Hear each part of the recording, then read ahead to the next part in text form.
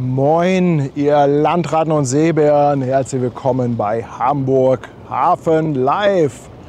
Heute mal von einem Standort, wo ich schon echt lange nicht mehr war, vom Markgrafenhöft. Das ist hier gegenüber von dem Pegelturm direkt an der Einfahrt zum Köhlbrand.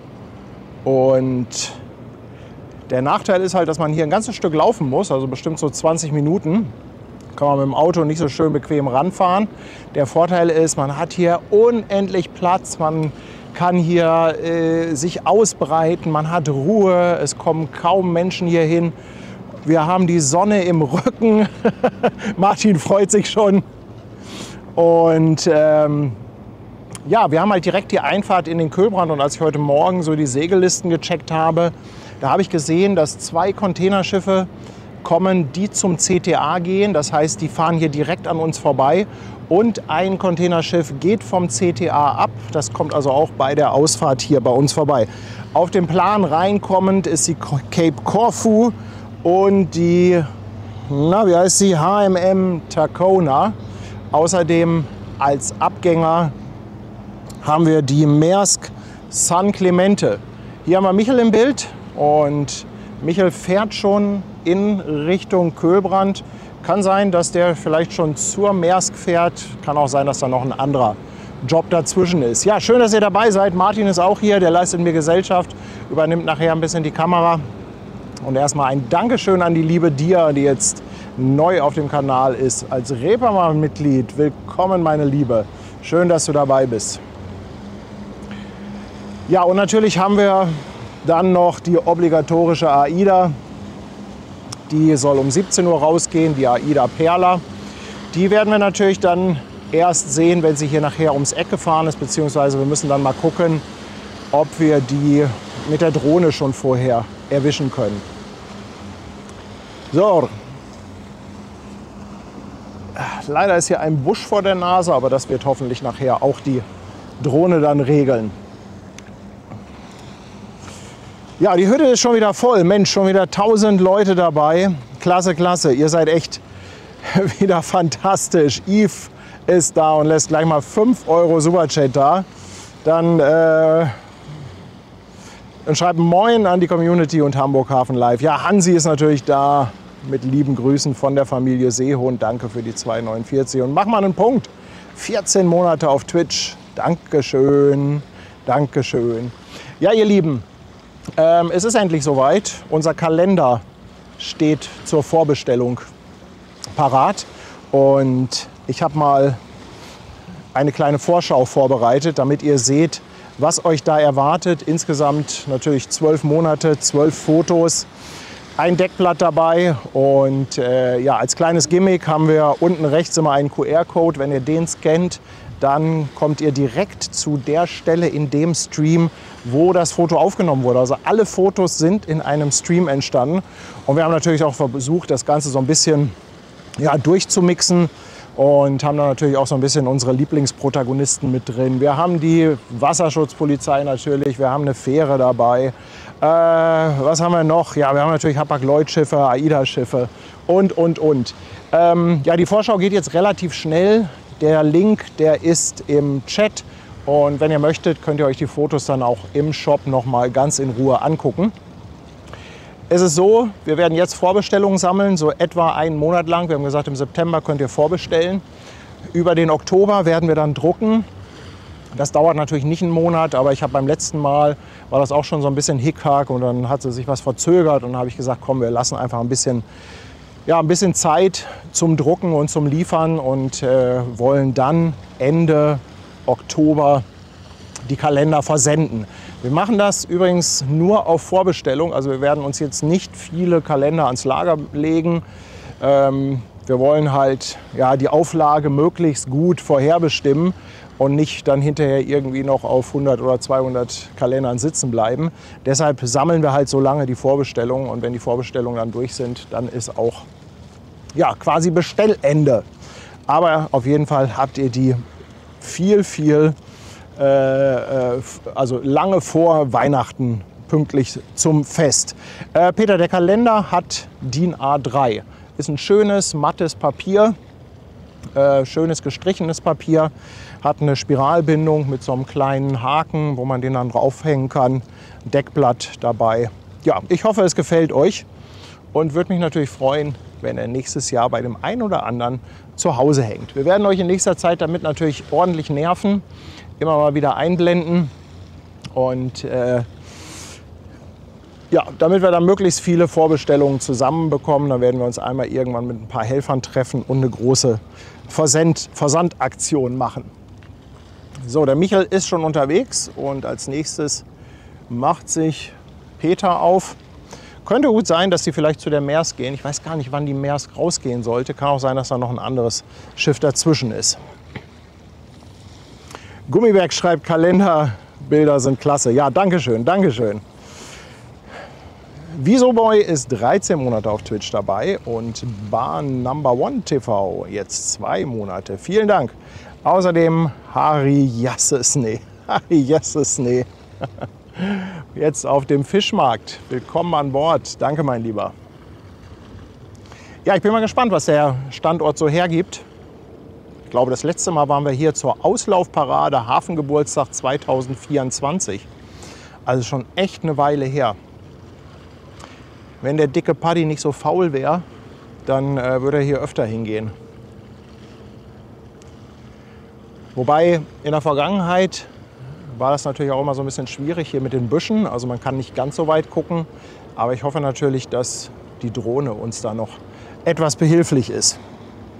Ballerbiene, 13 Monate auf Twitch. Dankeschön, meine Liebe. Danke für deinen Sub. Und Brigitte verschenkt eine Mitgliedschaft. Dankeschön.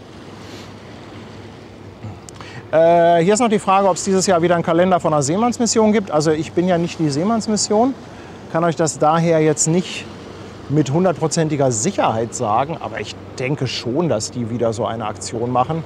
Das ist eigentlich echt immer eine schöne Sache, dieser Kalender von einer Seemannsmission. Vor allem für einen guten Zweck und die letzten beiden Jahre war ja sogar der Hauptpreis eine Kreuzfahrt. So, von links kommt die Finkenwerder. Hupt munter drauf los. Dominik, bist du da drauf? Gib dich zu erkennen mit einem 360.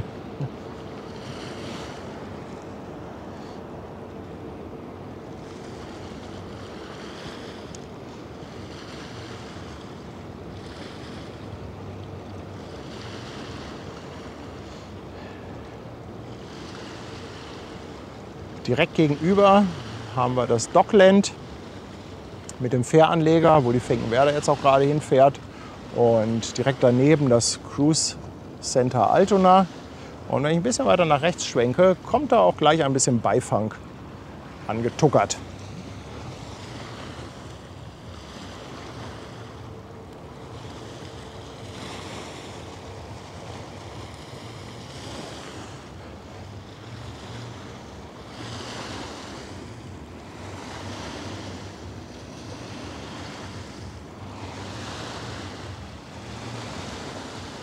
Wen haben wir denn da?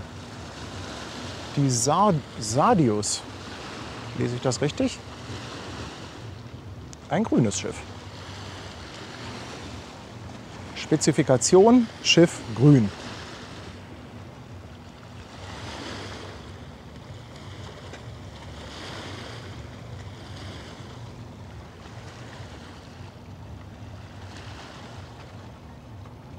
Ja, Schwester Hansen ist nicht im Kalender.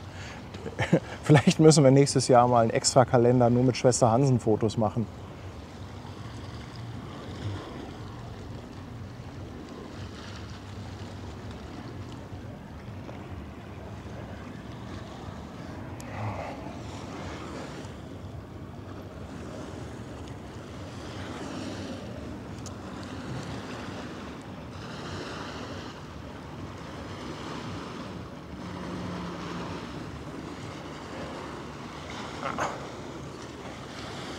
Gerade umschalten. Ich muss noch was zurechttüdeln an der Kamera,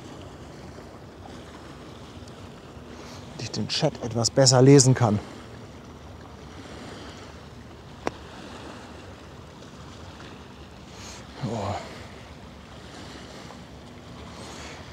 Obelix, auch seit 14 Monaten dabei. Ich nehme 2 Kalender, einen zum Verschenken und den anderen fürs Wohnzimmer. Ja. Also es ist übrigens auch so, wenn ihr noch andere Sachen dabei bestellt, entweder Kaffee oder Schlüsselanhänger, wir versenden das dann natürlich alles zusammen. Also wenn ihr irgendetwas eher haben wollt, dann müsst ihr da 2 Bestellungen draus machen. Aber mit ein bisschen Warten kann man dann natürlich ein paar Cent Versandkosten sparen. Bahn Number One TV schreibt, seid ihr auf den Kanal gestoßen, wir brauchen nicht mehr von Winsen zu den Landungsbrücken fahren, nur das Krabbenbrötchen fehlt. Oh, Krabbenbrötchen, ey. Krabbenbrötchen, teure Geschichte momentan. Aber letztes Jahr auch schon. Janni fragt, wann die Turnbeutel wieder verfügbar sind. Sind die gerade nicht verfügbar? Das kann ich dir ehrlich gesagt gar nicht sagen, weil das läuft ja über Spreadshirt. Spreadshirt, das ist ja dieses Unternehmen, die halt dieses Print on Demand machen und die drucken das für uns, versenden das auch. Da haben wir also gar nichts mit zu tun. Wenn da ein Artikel aus ist, kann ich dir leider nicht sagen, wann der wieder verfügbar ist. Storchi, es gibt auch schon ein Programm für die Cruise Days. Das kannst du dir auf der Webseite von den Cruise Days anschauen. cruisedays.de oder com. Also findet man eigentlich relativ einfach, wenn man das mal in die Google-Suche eingibt.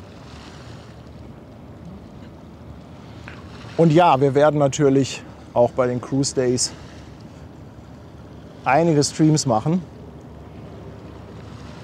Ah, das ist ja schön, ne? Guck mal hier, die Sadius, wenn die hier ums Eck direkt in den Kühlbrand einfährt, das ist schon von dieser Position ganz lecker. Hier fällt mir gut, hier fällt mir gut.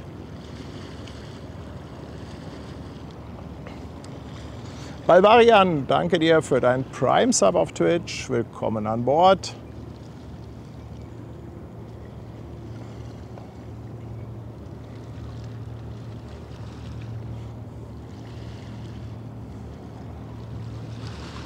Ja, Sadius macht einen 360. Naja, nicht ganz. Wie viel waren das jetzt? Vielleicht 110 Grad. Etwas mehr als 90 waren es, glaube ich. Oh, mein Sensorfleck ist auch wieder da. Sag mal, wie kann man sich nur Paddys Sensorfleck nennen? Das ist ja anmaßend. Leute, ihr habt Ideen. Ihr habt Ideen.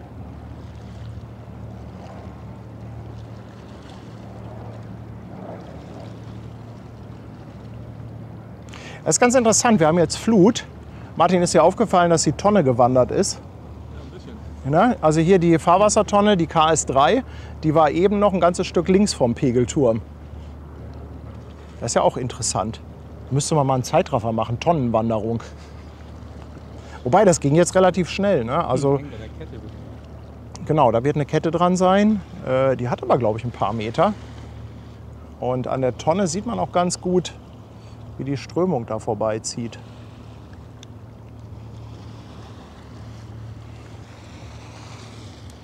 Stefan Voltmar, ich danke dir für 5 € und natürlich danke für die Bestellung. René ist seit 22 Monaten dabei. 22 Monate schon, der Schweizer. Ja, Paddys Sensorfleck, auch neu auf dem Fischmarkt dabei. Ich danke dir. Analogon, 100 Bits. Ich danke dir. Yvonne, 10 Monate auf dem Fischmarkt. Und sie freut sich schon auf den Kalender. Ja, toll, toll, toll. TomTom, 13 Monate, schreibt auch Kalender ist bestellt. Und Harry de Jong ist seit 7 Monaten da. Ja, vielen Dank. Also ein paar Kalender müssen wir zusammenbekommen, aber ich glaube, das klappt schon ganz gut.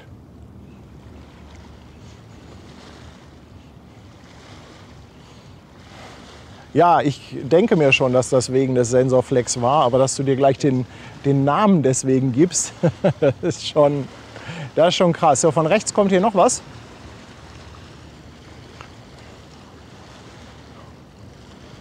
Eigentlich könnte man mal die Drohne steigen lassen, um mal zu gucken, wie hier so die Sicht ist. Martin, magst du mal Kamera übernehmen?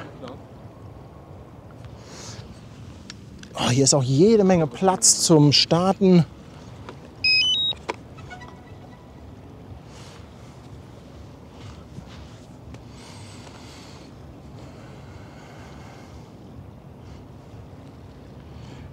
Rudolf ist das Rudolph the Red-Nosed Reindeer. Oh, Rudolf zeigen.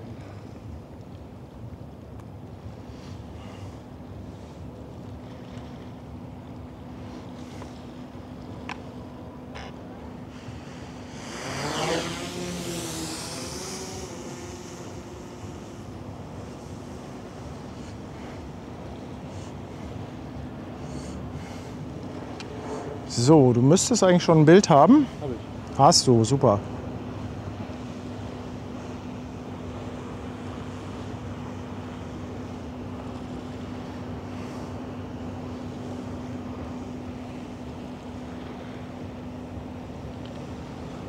Kann ich gleich auch mal gucken, ob wir schon von hier aus die AIDA erkennen können. BBFS fragt nach den Parkmöglichkeiten hier. Ja, du musst halt 20 Minuten weit laufen, ne? Da ist so ein kleiner Parkplatz, also da kann man eigentlich ganz gut parken. Ist auch am Wochenende wenig los. Das ist natürlich hier überhaupt kein Spot, wo jetzt viele Touristen sind. Also es ist schon so ein bisschen Insider-mäßig. Aber es lohnt sich. Es lohnt sich.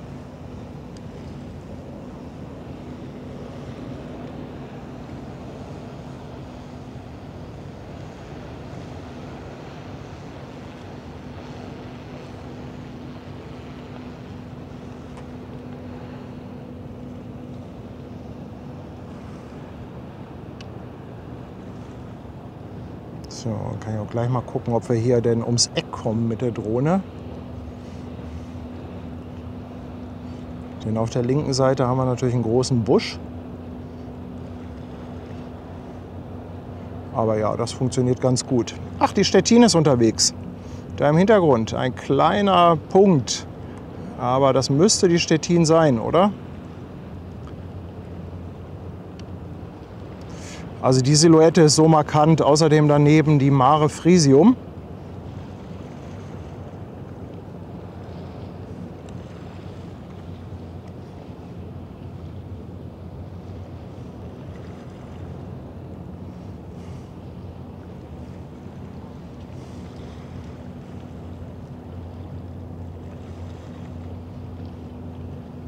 Ja, dank Drohne eigentlich echt schön, der Standort. Martin. Aber auch ohne. Auch ohne, ne? Können wir mal was für unsere Figur tun. Richtig.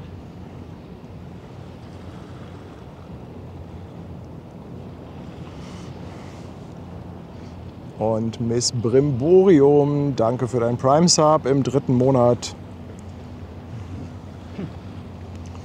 So. Ich kann ja mal mit der Drohne in die andere Richtung gucken und dann schauen wir mal, ob ich da... Nee, ich bin noch okay, ja, kannst auch drauf bleiben, kannst ruhig drauf bleiben. Nimm doch die Zuschauer mit. Nehmen wir die Zuschauer. Ja, ich habe gerade sehr schnell gedreht, aber wollte mal gucken, ob wir da hinten... Ja, wir können die AIDA sehen. Da liegt noch die One...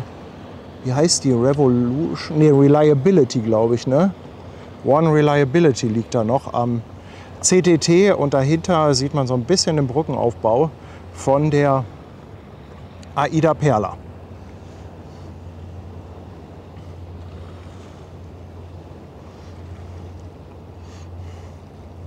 So, und dann schauen wir mal hier in den Kühlbrand rein. Auch da kann man ein ganzes Stück runter gucken. Ah ja, guck mal, wenn da hinten was kommt, ja, sehen wir auch relativ früh ankommen. Kühlbrandbrücke heute gesperrt, also keine Autos drauf zu sehen. Da fehlt sogar eins raus. Ein Containerschiff. Genau, sieht nach einem Fieder aus. Patrick, nein, ich stehe nicht auf der Elbphilharmonie. Das ist ein ganz anderes Ende hier. Ganz anderes Ende. Guido Jakobs, 5 € Superchat. Für sensationell. Dankeschön. Und Beate, 15 Monate auf der Reeperbahn. Danke für die sensationelle Unterhaltung. Ey, ihr seid echt fies. Ihr seid fies. Ja, mal ein etwas anderer Blick. Ich freue mich ja auch. Ich glaube, wir müssen hier doch öfter hin.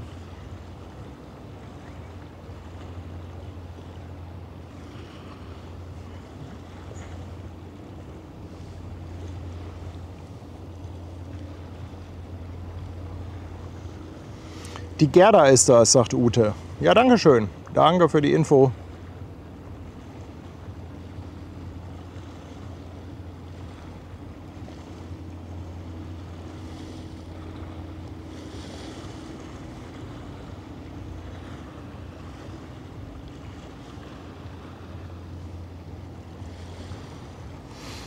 kann ja mal dahin filmen mit der Drohne, wo wir stehen. Wobei, das ist gerade fieses Gegenlicht. Warte mal, noch nicht umschalten. Ich muss uns erstmal suchen. Da stehen wir. Da stehen wir. Ja, genau. Und wo ist die Drohne? Da. Ich sehe zwar nichts, aber okay. Nee, ein Stückchen weiter links. Siehst du da? Man sieht sie eigentlich ganz Ach da. gut vor der Wolke. Völlig, Vor der Wolke. völlig in die falsche Richtung geguckt. Ja.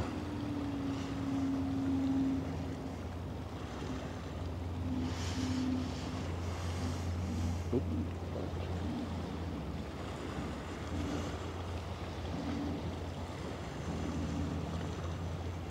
Ja, dann warten wir mal auf die Gerda und AIDA müsste dann auch bald losgehen. Beate verschenkt noch eine Mitgliedschaft. Dankeschön. Und Michael Wuttke, 21 Monate Speicherstart. Wieder einen Monat um. Danke, Paddy und Tanja und das gesamte Team für die tollen Streams. Dankeschön. Guido schickt noch mal 10 Euro hinterher. Du hast es nur einmal gesagt. Ja, hey, also doppeln gilt nicht. Doppeln gilt nicht im Chat. Ich lasse mich nie überlisten. Aber danke dir, Guido. Danke. Und Werner haut auch noch mal 5 Euro raus. Auch an dich ein liebes Dankeschön. Und DWBet ein halbes Jahr. Ach, guck mal hier. Linker Hand haben wir die Stettin.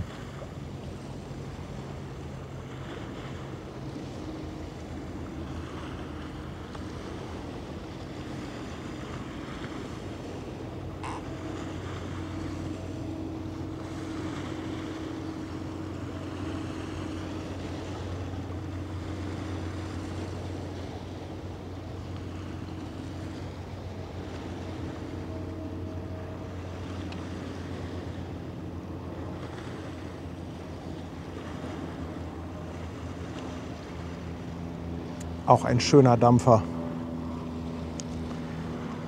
René der Troll, ich danke dir. 5 Euro.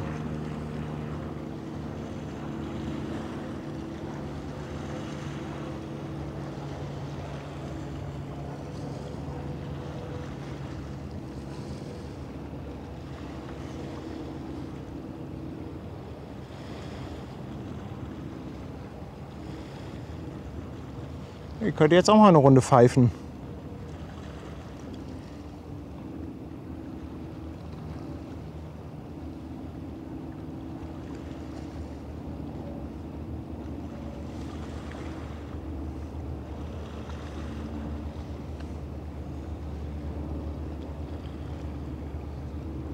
Kommt noch die Antonia.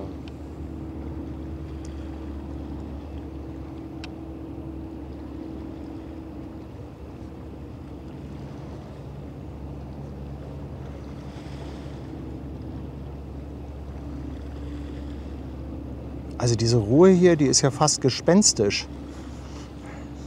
Das ist ja echt fast gespenstisch. Ja, von oben sieht die wirklich klein aus, aber also im Vergleich natürlich zu den Containerschiffen und der AIDA zum Beispiel ist sie halt auch nicht besonders groß, die Stettin.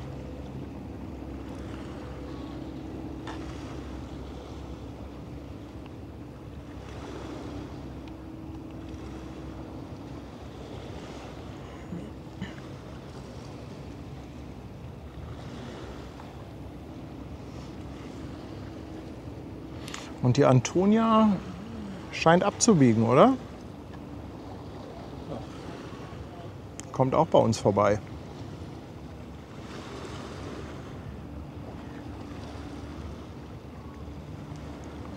Eva Hubacher, danke dir für 10 Schweizer Franken. Mit einem Dankeschön an die Mods. Ach, das ist lieb. Eva denkt immer so schön an die Mods.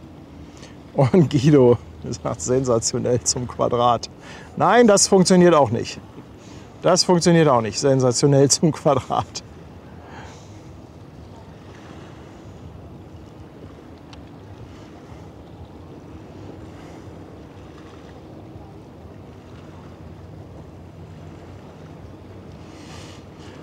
CNO alias Christiane, mal wieder ein Dankeschön. Danke, danke für 20 Euro. Danke.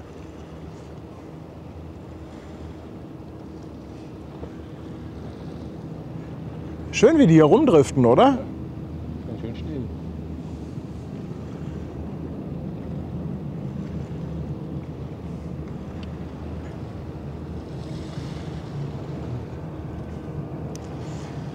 So, 16:59 Uhr. Hier schreibt schon jemand, in Warnemünde geht es auch los mit der AIDA. Gucken wir mal, ob sie hier auch halbwegs pünktlich ist. Schauen, ob wir ein Horn hören. Und doch ein ganzes Stück weit weg.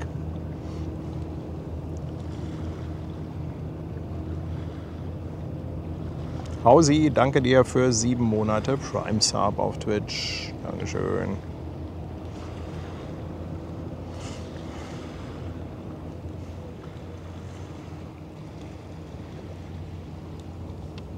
Ja, und die Gerda kommt da hinten auch schon. Hey, ist ja richtig was los hier. Ja, Stroh. Also, Leute. Ja, vom Fischmarkt oder von der Seemannsmission kann man auch immer so ein bisschen hier gucken. Von links die Mare Frisium. Ein Stress hier. Ja, Martin, so hatten wir da nicht gewettet, oder? Nein.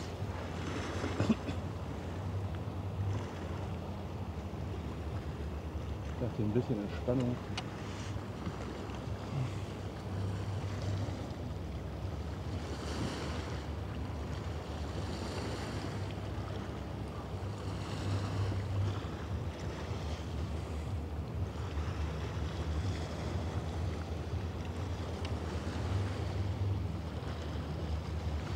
Was ist denn das Kleine da,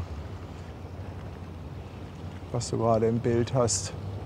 Ist das auch ein Dampfer? Präsident Schäfer, ne? Ja.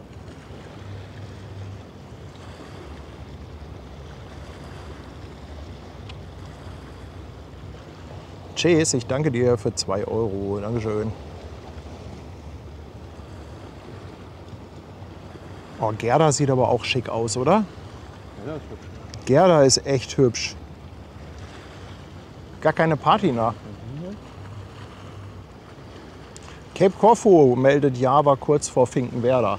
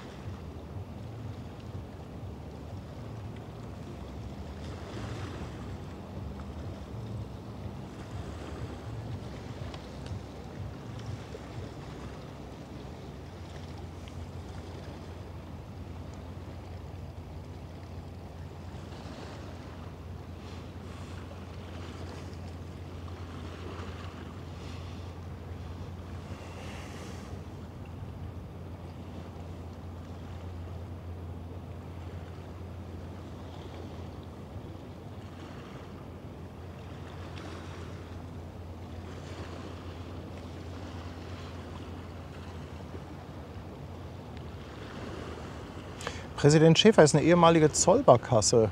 Ah, danke für die Info. Jörg, auch an dich ein Danke für die 2 Schweizer Franken. Eine ehemalige Zolldampfbarkasse. Aber die fährt bestimmt nicht mehr mit Dampf, oder? Die haben sie bestimmt umgebaut auf Öl oder so.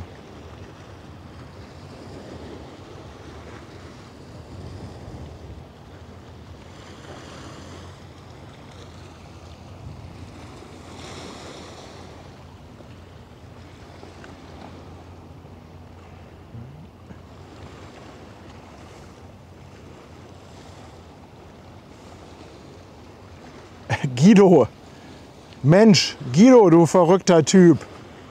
50 Euro. 50 Euro für 2, 4, 6, 8, 10, 12, 14, für 15 Mal sensationell. Das ist Cheating, aber Dankeschön, danke Guido.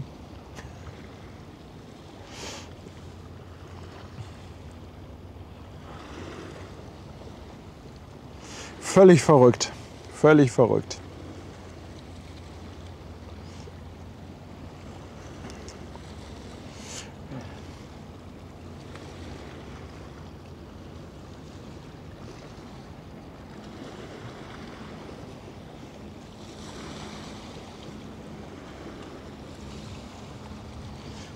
Nee, auf die Steuerbordseite zu fliegen macht ja auch keinen Sinn. Da bin ich ja voll im Gegenlicht.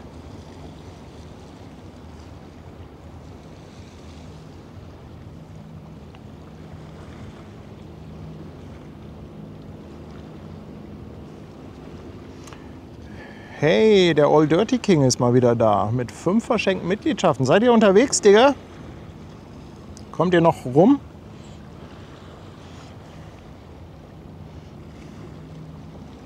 Und Step 82, danke dir für deinen Prime Sub, 3 Monate schon.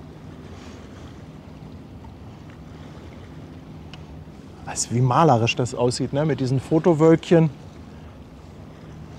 So ein paar Wölkchen müssen schon sein. Ja, ganz ohne Wolken ist auch langweilig.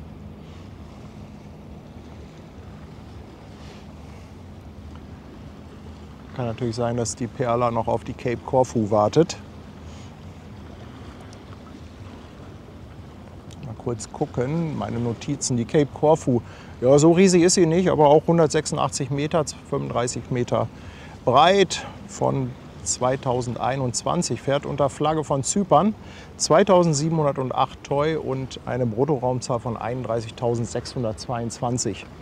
Gerda, bin ich nicht darauf vorbereitet. Keine Notizen. Keine Notizen dazu.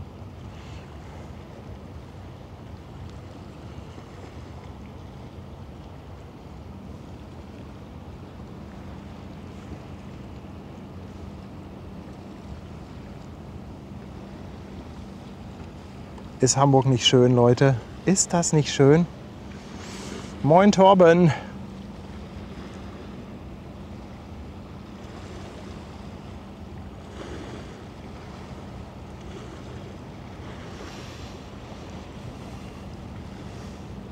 Yves verschenkt auch noch eine Mitgliedschaft. Danke, Yves. Old Dirty King ist Lüesand.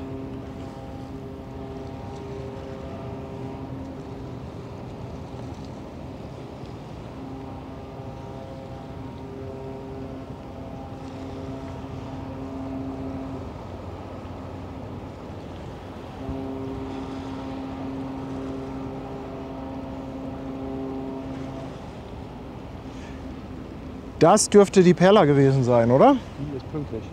Super pünktlich. Hier ist noch die Frage, ob ich nicht schon mal hier gegenüber an der Mauer war. Also da unten am Pegelturm. Ja, da kann man auch hingehen, da war ich auch schon mal. Aber da haben wir wieder Gegenlicht. Und man kann halt nicht um die Ecke gucken. Das ist da so ein bisschen doof. Kommt ja mit dem Equipment auch gar nicht so gut hin. Ja, doch, man kann da schon. Da ist schon ein asphaltierter Weg. Ja, wo musst du, glaube ich, noch mal runter? Nee, das geht eigentlich. Das geht eigentlich ganz gut. Ja, da lag ein Baum, als ich da war. Das kann auch sein. Oh, guck mal, wie geil die hier ums Eck driftet. Die will wahrscheinlich zum Tollerort.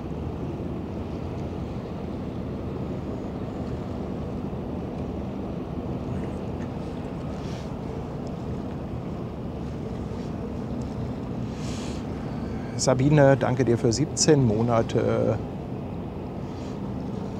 Sie schreibt, Sie sind auf der Perla. Also Sabine, heute wäre dann, wenn wir versuchen sollen, euch einzufangen, wäre dann heute mal ausnahmsweise die Backbordseite die richtige.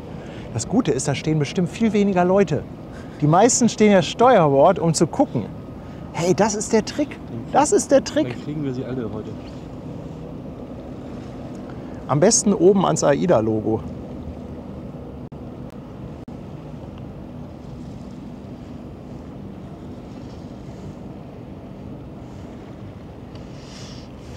Baby Ocean schickt auch Grüße nach Hamburg für 21 Monate. Dankeschön.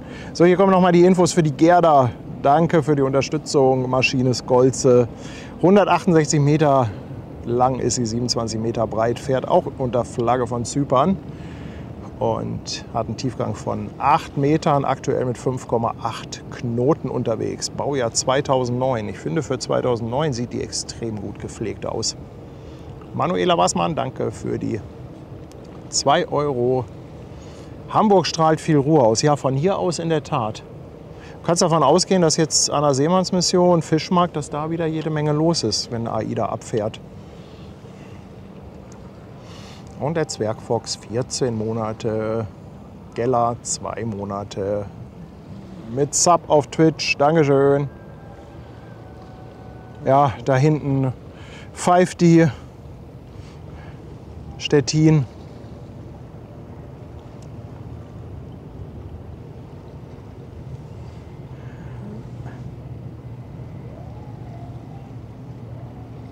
Ja, ein paar Menschen stehen da schon. Oben auf dem Dach vom Cruise Gate? Ja. Ja.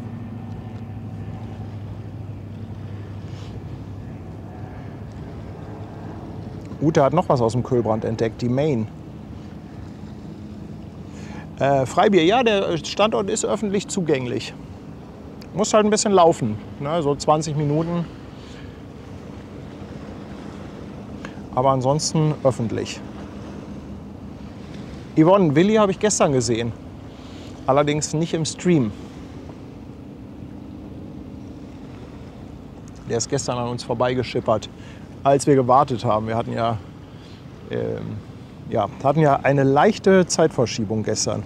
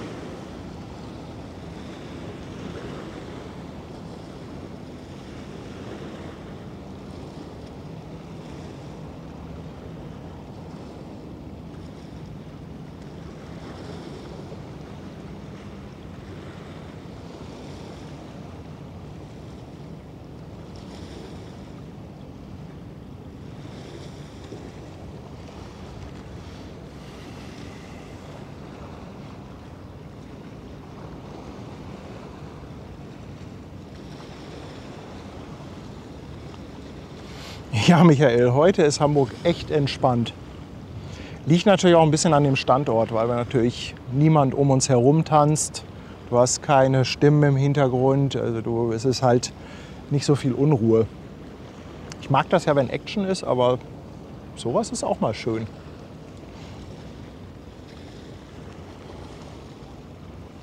Heidi, danke für die Kalenderbestellung. Danke, danke. Ja, wer es noch nicht mitbekommen hat, unser Kalender für 2026 ist jetzt im Shop und kann jetzt vorbestellt werden. Ich blende euch das noch mal ein. Eine kurze Vorschau.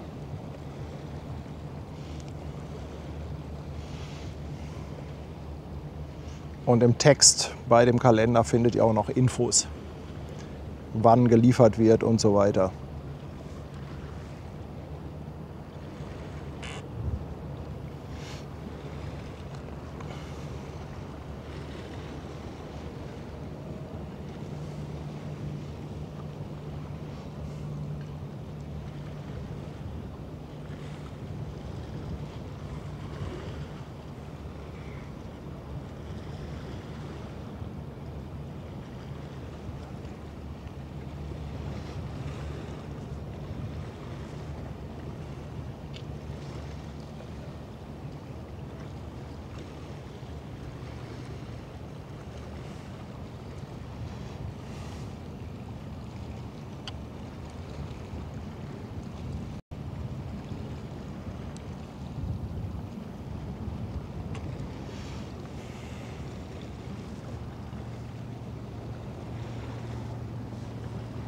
Guido, tschüss und viel Spaß bei allem, was du noch vorhast.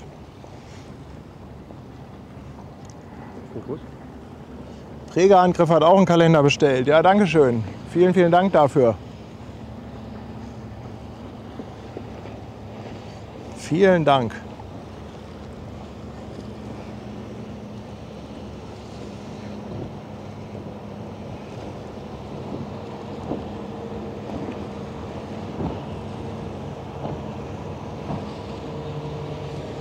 So, das ist die Main, die da rauskommt, ne?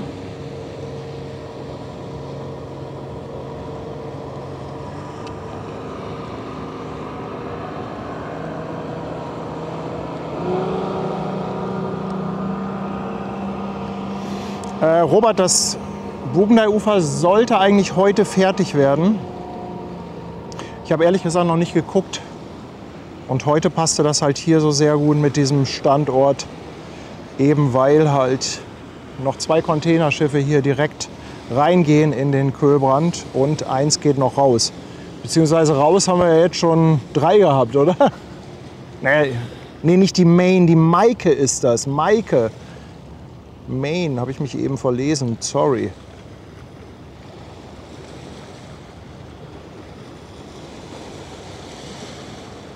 Auch Schwester Hansen ist da.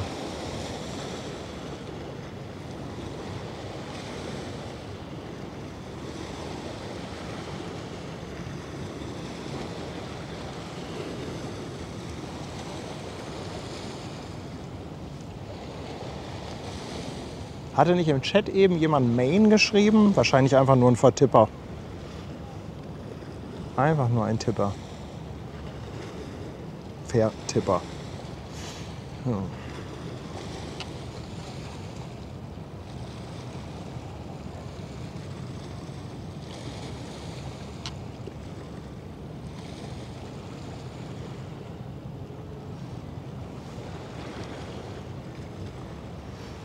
Na, guck mal, da kommt auch schon die AIDA hinter den Containerbrücken hervor. Martin, ich würde mal zwischenlanden. Ich habe noch 30%. Dann komm nach Hause. Ja.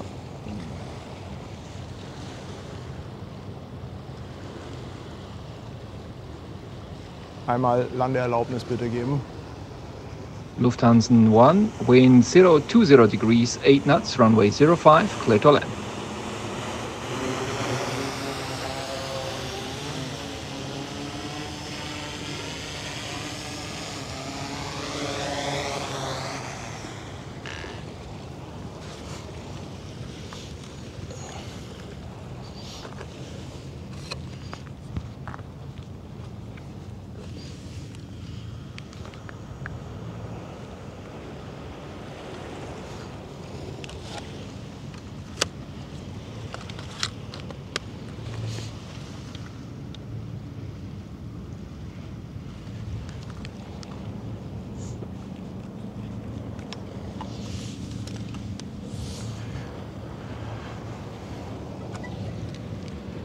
Ich glaube, zur AIDA Perla muss ich euch nicht so wahnsinnig viel erzählen, oder?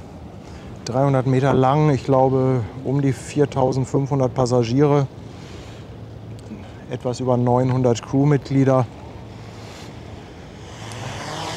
Und ich meine, sie geht auf Metropolentour.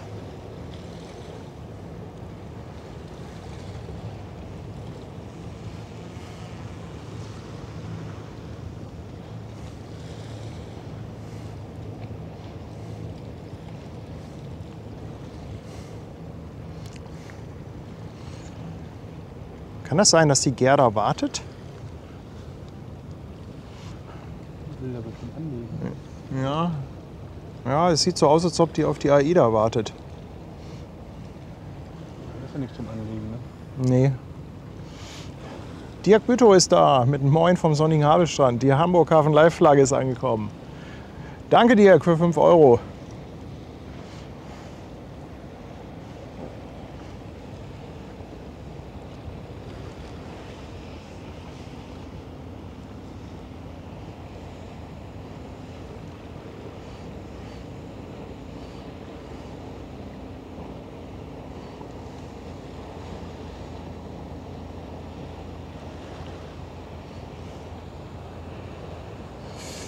Da kommt sie. Ja, sehen wir doch ein bisschen was von der AIDA. Hafenkicker Tom, danke dir für 21 Monate. Sayanori, willkommen bei unserem Kanal, ein neues Fischmarktmitglied. Dankeschön. Hafenkicker meinte auch, Standort super. Ja, mal gucken, vielleicht fahren wir hier öfter hin. Und Eva, nochmal 5 Schweizer Franken für den fleißigen Martin. Dankeschön. Guck mal, René ist auch im Chat. Und Sophia Soraya, Höhe Wedel.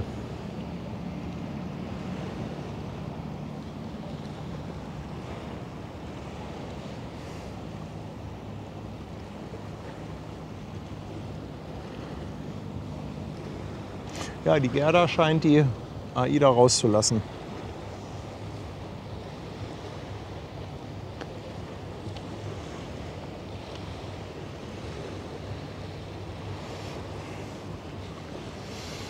Harry Hirsch, ja, wir stehen ziemlich genau über dem Elbtunnel, oder?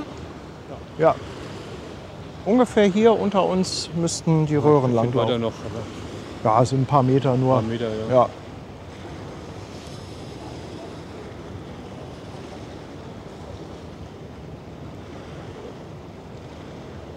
René sagt erst, wenn der elektrische Bollerwagen da ist, gehen wir hier öfter hin.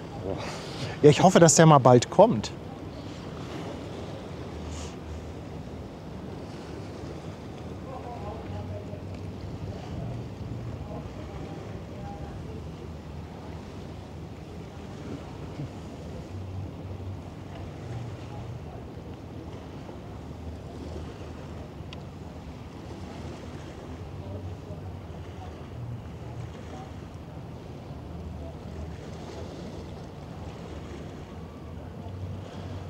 Der Vorteil hier ist, es geht nicht bergauf. Das stimmt.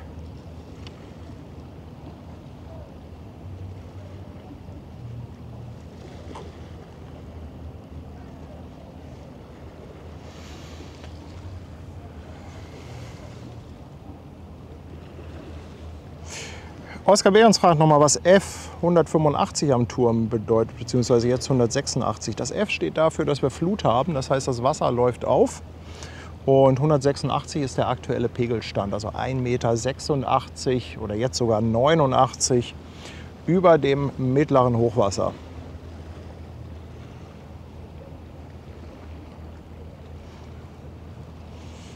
Leinenlos on Tour, willkommen an Bord, danke für die Mitgliedschaft. Ja, ich glaube, der Standort nennt sich Markgrafenhöft hier.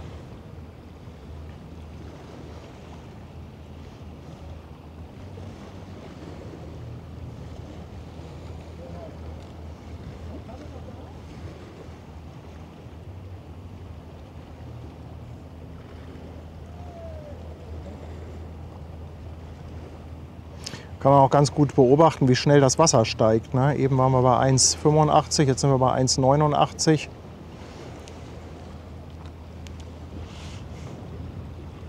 Es geht natürlich nicht linear. Also das Wasser steigt und fällt nicht gleichmäßig.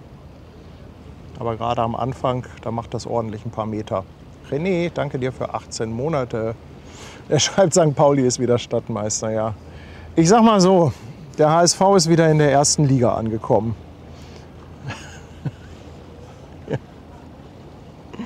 Ach, ach. Markenwerder Höft heißt das. Was habe ich denn gesagt? Markgrafenhöft, ne? Habe ich, ja, Markenwerder Höft, genau. Markenwerder Höft, genau. Danke für die Korrektur.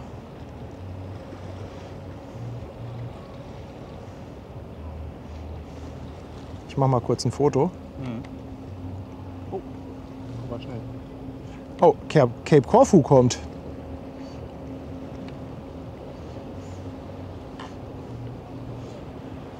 Da muss ich aber mal gerade ein bisschen an die Seite fliegen. Die ist verdammt schnell. Die ist echt schnell. Speed.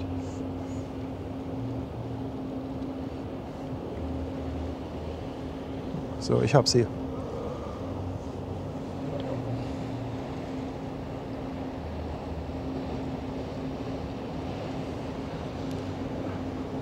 Wow, sind wir hier dicht dran. Ja. Wow, Mensch, da müsstest du ja mega Details hinbekommen, oder?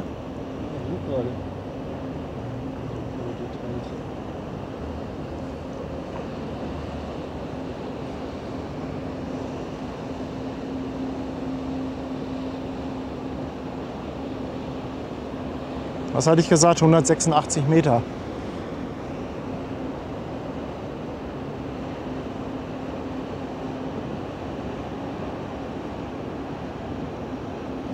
Oh, es geht echt flott.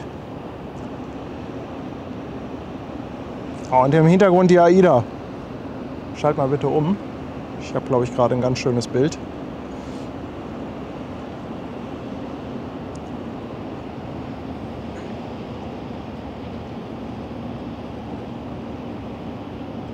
Wow. Ist okay. Ist okay, kann man mal machen. Boah, ist man hier dicht dran.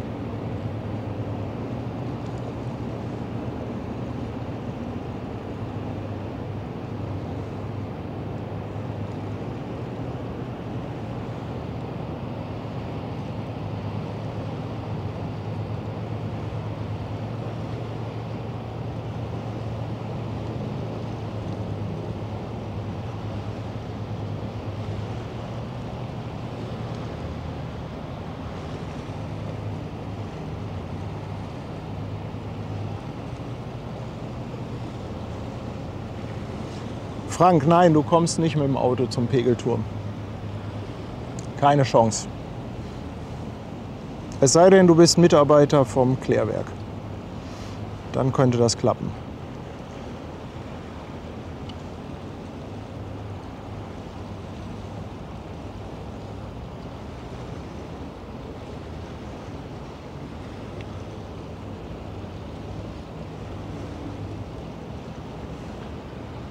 Ach, Danny ist auch an Bord.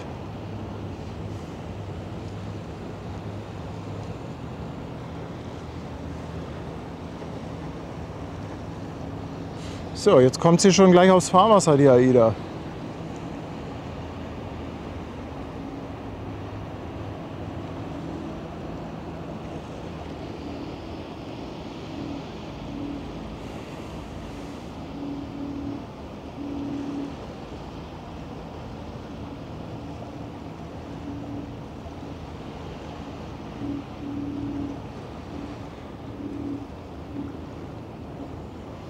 Gerda kann jetzt auch endlich rein.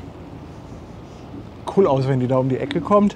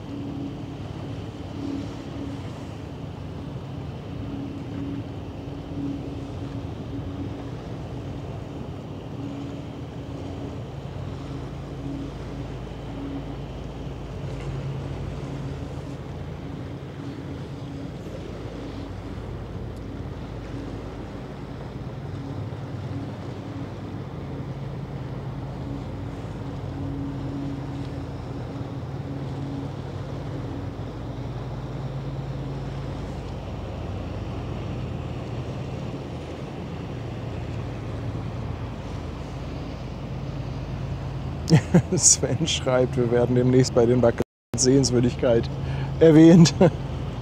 Na, das wäre ja noch was.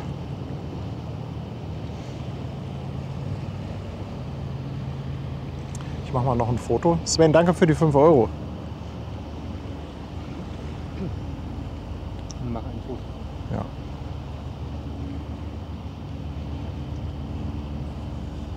Oh, das wird spannend.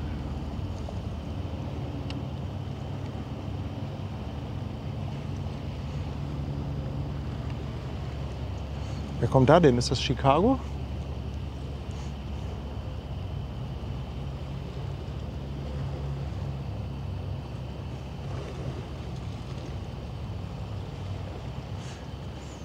Johann grüßt von der Elbphilharmonie. Danke dir für 19 Monate. Und Yves sagt, fantastische Bilder, dank Paddy und Martin. Danke Yves, 10 Euro nochmal.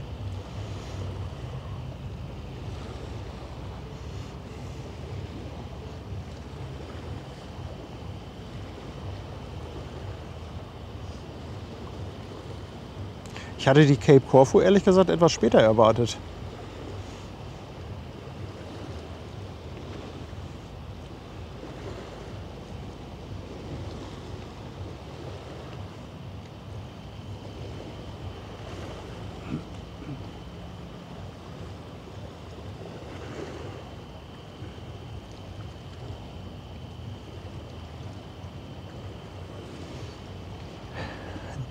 Dirk, vielen, vielen Dank. Auch nochmal 5 Euro. Wir sind echt verbunden. Die Havel mündet in die Elbe. Also bin ich quasi jeden Tag bei euch. Ja, sehr cool. Danke dir. Komm, wir machen mal ein bisschen Musik.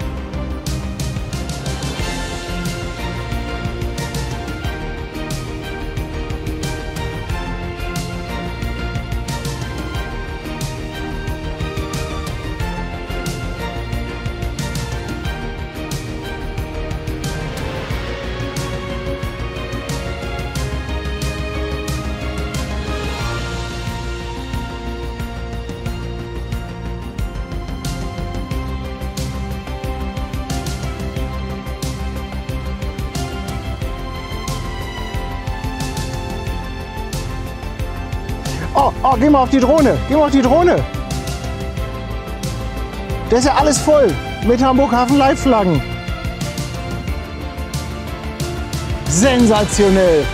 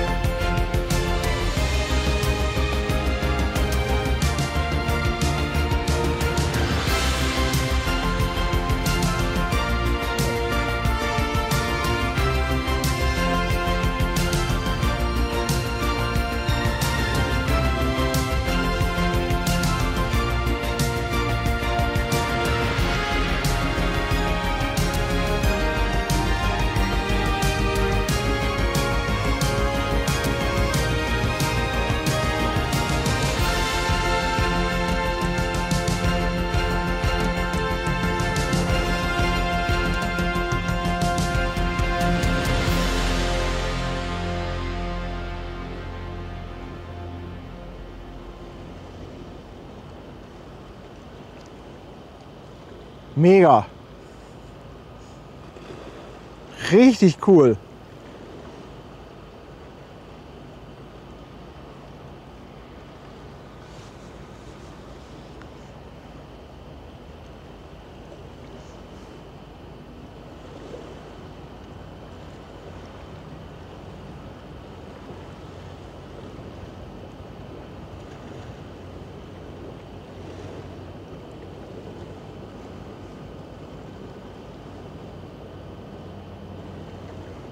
Haben Sie noch die Seite gewechselt für den Stream? Echt, ihr seid so lieb.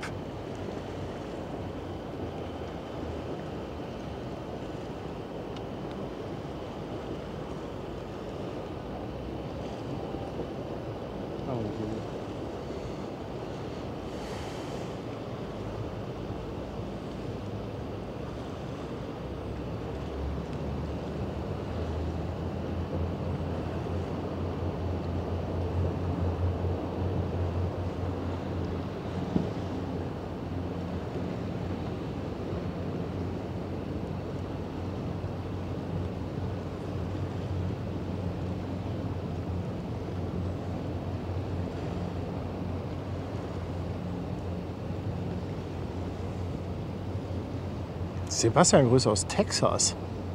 Wow, dass der Stream selbst da ankommt. Lange Leitung. Ja, ich habe gewunken, ich muss allerdings auch so ein bisschen die Drohne steuern.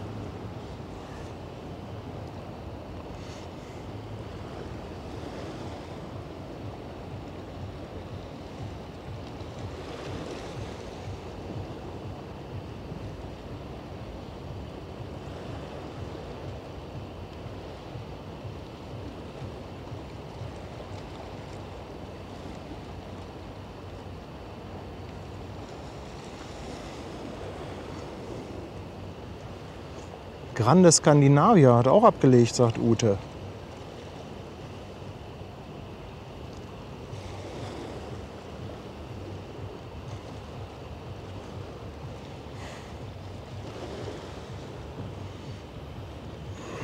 Oh, was hier schon wieder los ist. Leute, meine Nerven. Meine Nerven. Das ertrage ich nicht. Wo steckt denn Brigitte? Ja, ich glaube, das ist ein bisschen weit für Brigitte. Obwohl, die mit ihrem Fahrrad, die könnte hier eigentlich gut hinkommen, oder? Mit dem Fahrrad kannst du hier langfahren. Weiter Weg, ne? Ja, gut. Fähre fährt ja, hier nicht. ja, ihr kommt mit der Fähre hier nicht hin. Das ist. Ich dachte jetzt nur hier den Weg an der Spundwand entlang. Das geht mit dem Fahrrad eigentlich ganz gut.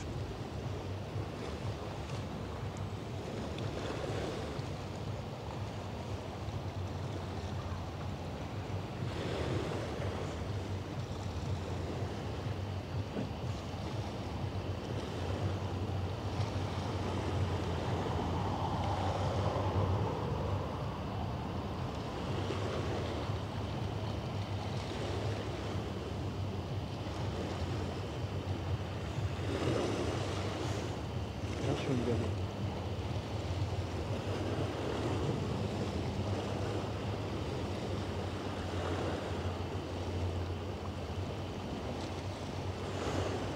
Ja, Schwester Hansen sagt auch, es ist schon ein bisschen schön gewesen.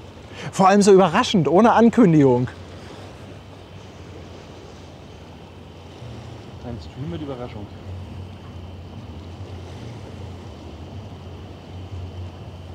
Mega.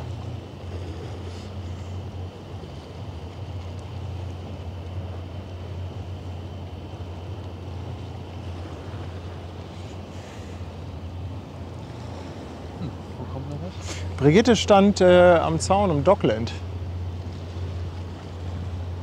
Gehört haben wir sie nicht.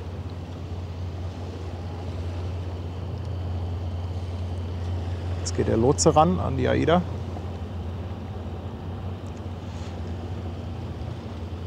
Ich habe auch nichts Oranges oder Gelbes gesehen.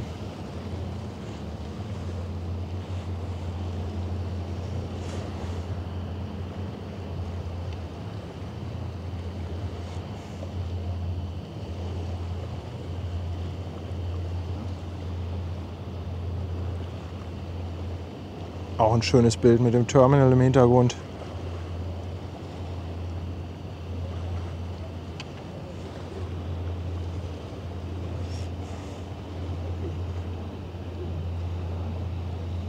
Hobson, das ist richtig. Die Perla ist etwas kleiner als die Nova.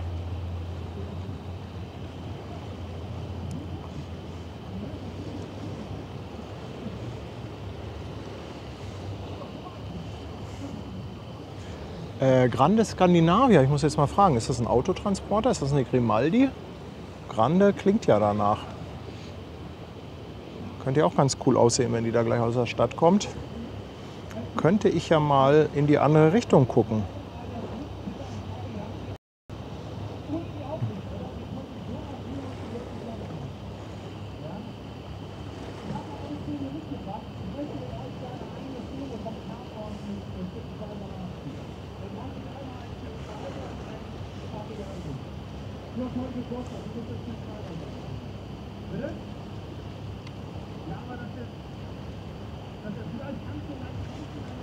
Na, ich kann noch nichts entdecken. Ja, ist eine Grimaldi. Okay, danke dir. Stettin kommt zurück.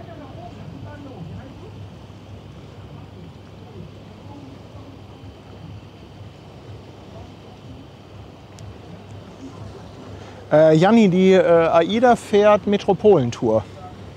Ich weiß jetzt nicht in welcher Reihenfolge. Ich glaube, Le Havre ist der erste Stopp. Also auf jeden Fall Metropolentour. Le Havre, Seebrugge, Southampton, die Gegend. Grande Scandinavia. Mensch, super schön, dass wir noch ein Roro-Schiff hier bekommen. Die müsste ja dann auch gleich irgendwann da hinten ums Eck kommen.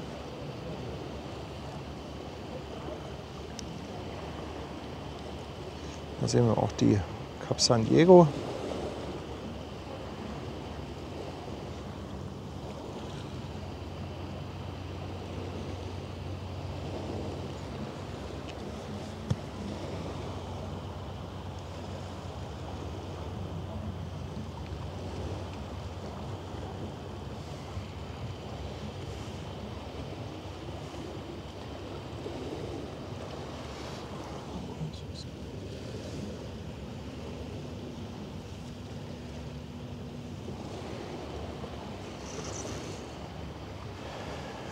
Ja, aber kann man noch nicht sehen. Dann bleiben wir doch noch ein bisschen auf der Stettin.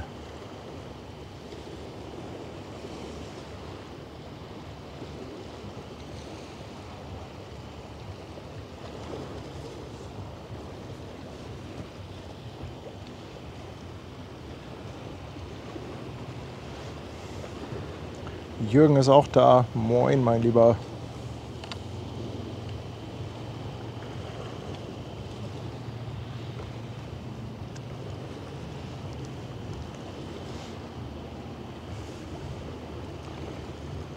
Oh, bald ist wieder Vollmond. Stream bei Vollmond ist auch immer cool.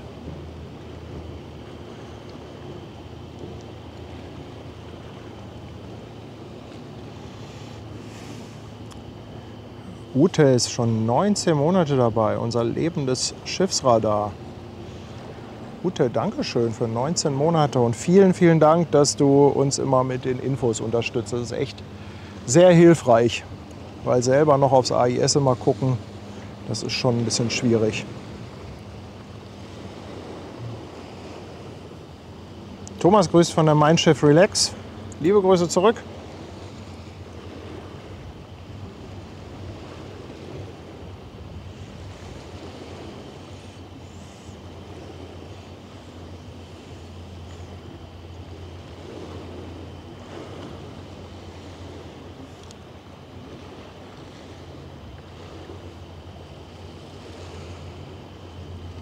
Also heute verbrate ich aber auch gut Drohnenakku. Hier ist doch richtig was los heute. Ja, hier ist echt was los. Also haben wir wirklich gut abgepasst. Richtig gut. Danny, Grüße nach Wasserburg. Nee, nach Zagreb. Danke und liebe Grüße an alle. 2 Euro, Dankeschön.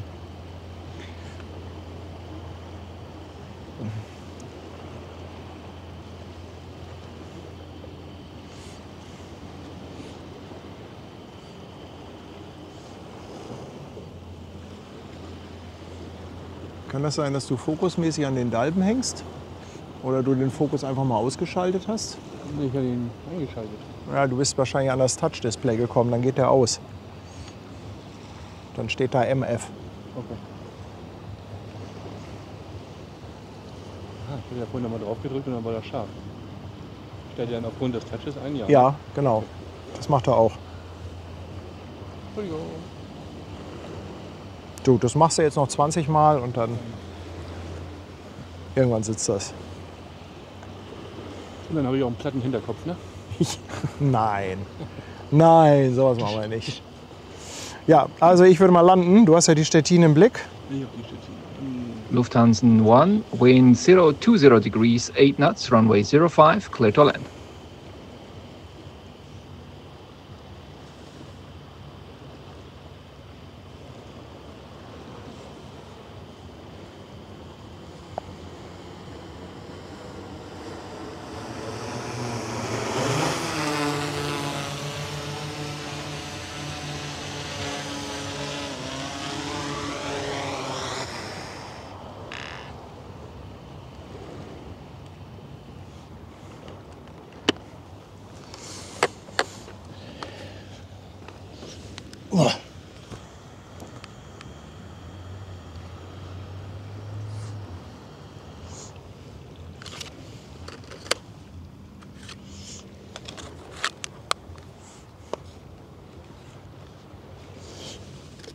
Können wir gleich als für die Grande Skandinavia noch mal in die Luft gehen.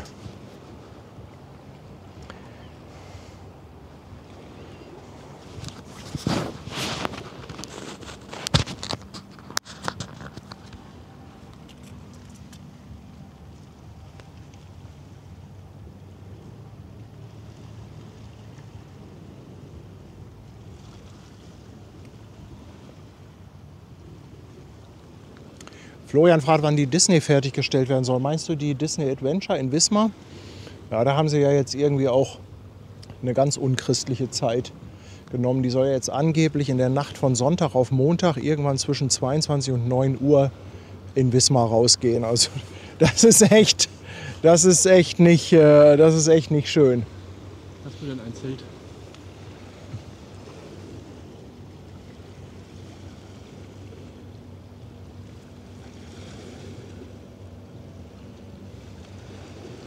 Ach, guck mal, der Yannick von Antje und Remo hat Geburtstag. Ich sag mal, Happy Birthday, mein Lieber. Yannick, du alte Landratte. Da hauen wir mal einen raus.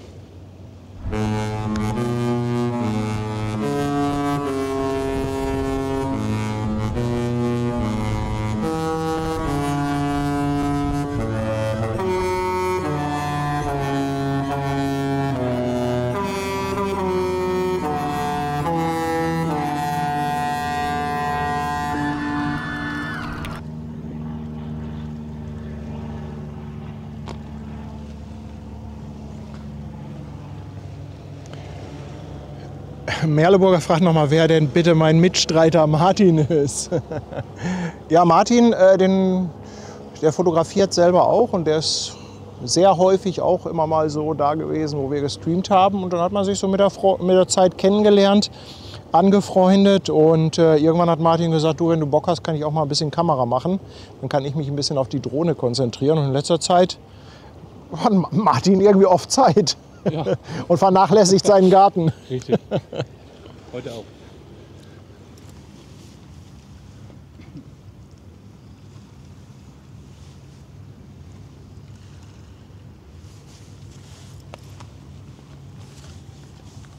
Andrea, wir machen mal so, wir warten mal, ob wir vielleicht doch noch ein Hörnchen von der Stettin bekommen. Und sonst kommt es aus der Konserve.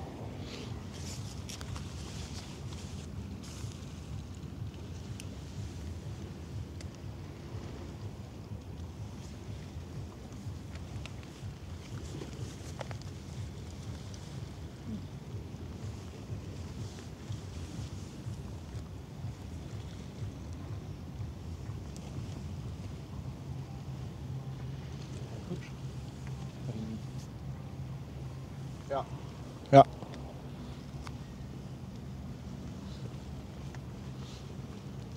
Was machen denn eigentlich was macht unsere 50k Challenge denn?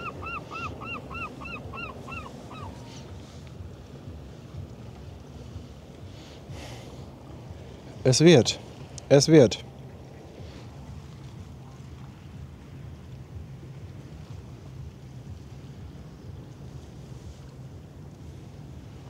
Ich habe auch nur einen influenced dazu. Jeder zählt. Jeder Einzelne zählt.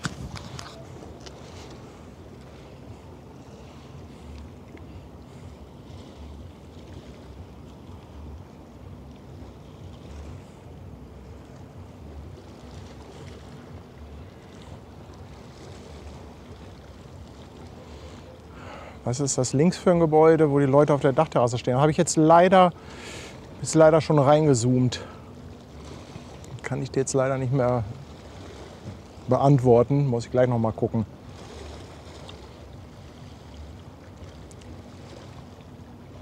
Vielleicht hat das ja jemand von euch gesehen.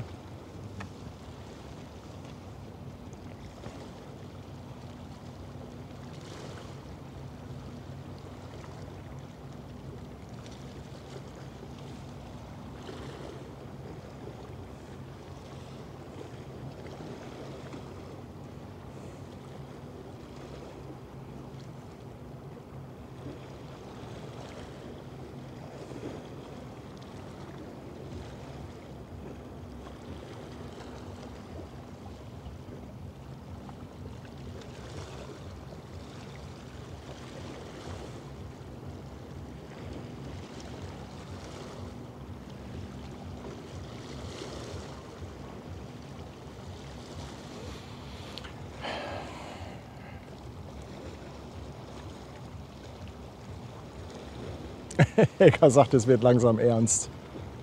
Soll ich mal umschalten? Du hast ja gerade ein ganz cooles Bild, ne?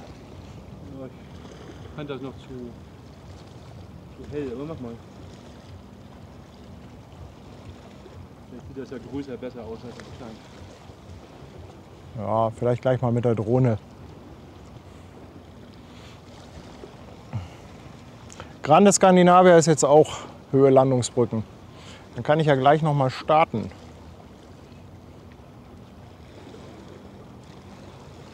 Ja, Martin ist schon über den Praktikantenstatus hinaus.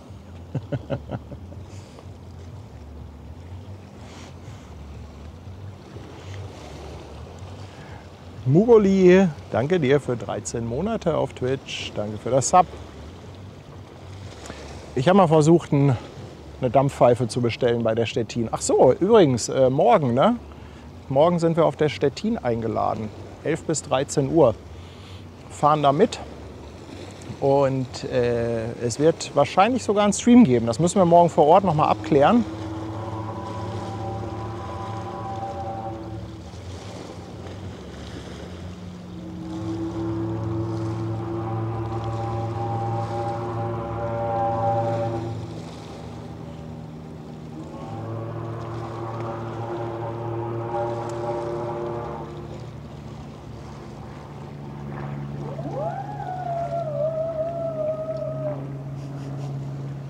Sehr cool, das hat auch schon mal geklappt.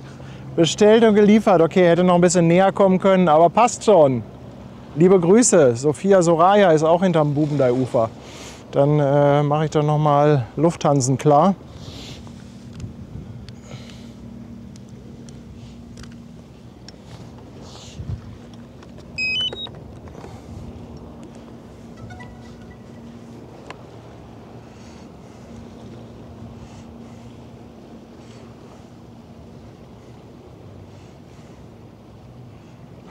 So, Hobsten, das war das Originalhorn der Stettin. Ein bisschen weit weg, aber dafür im Stream.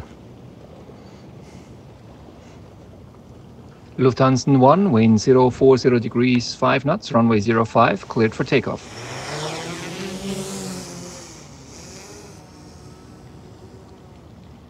Bild ist da.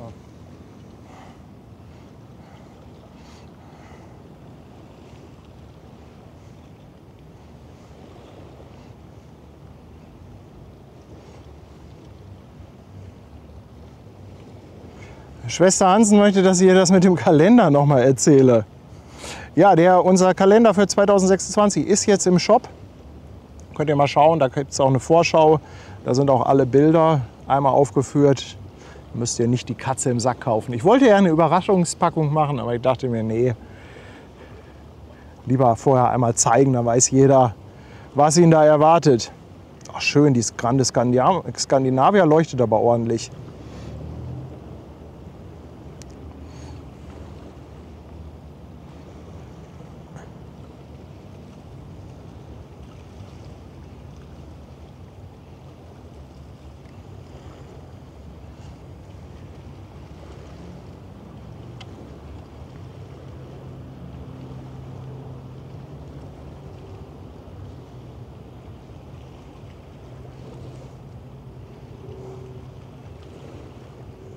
So kann man sich das doch angucken. Boah, die reflektiert richtig schön. Die sieht noch relativ neu aus. Was hatten die für ein Baujahr, die Grande Skandinavia?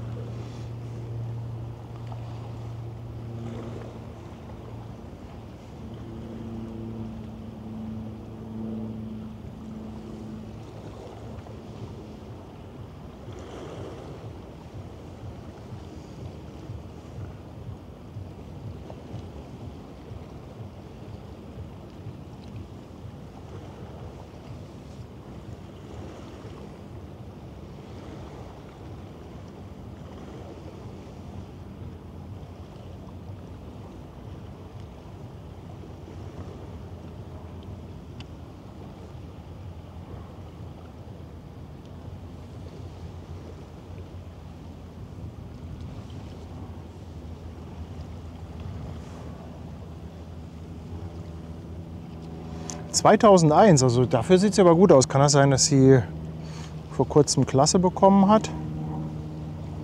Oder jetzt in der Werft war?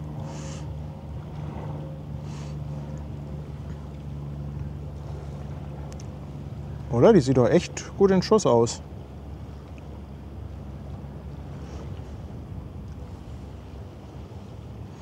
Malte ist auch da. Liebe Grüße zurück.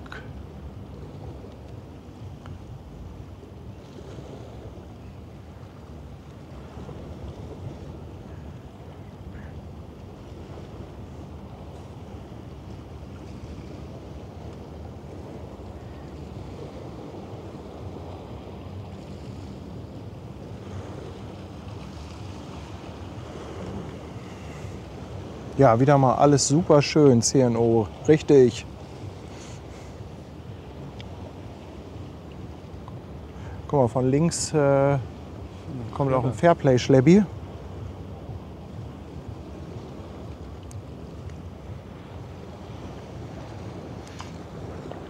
Kommen nur gerade ein paar Wolken auf.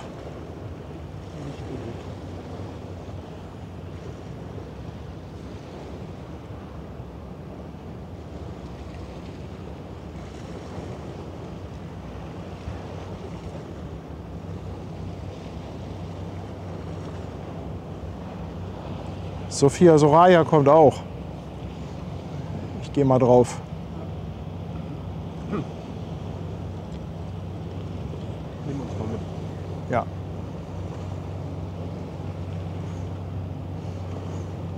Mit dem Old Dirty King an Bord. Boah, auch wieder flott unterwegs.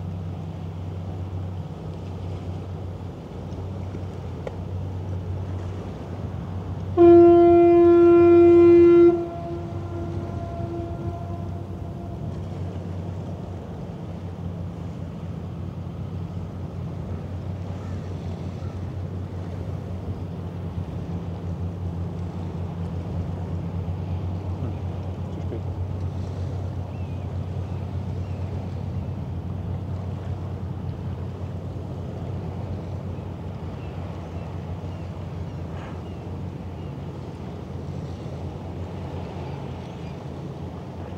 Mensch, was für eine Action hier am Kühlbrand.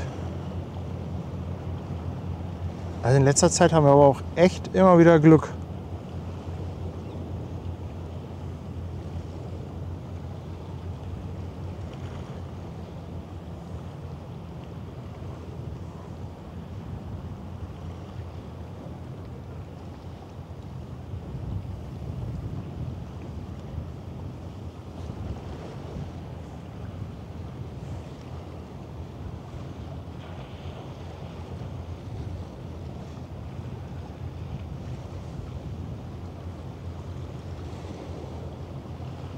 Ja, Stettin ist schon sehr langsam geworden. Ich denke, die wollen gleich anlegen.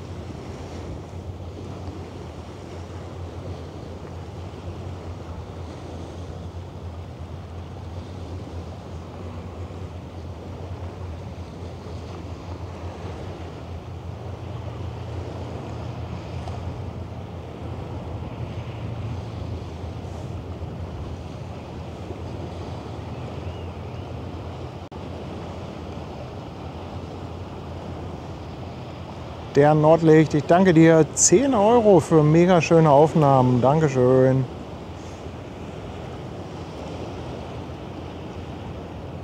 Ja, man merkt, es wird schattiger.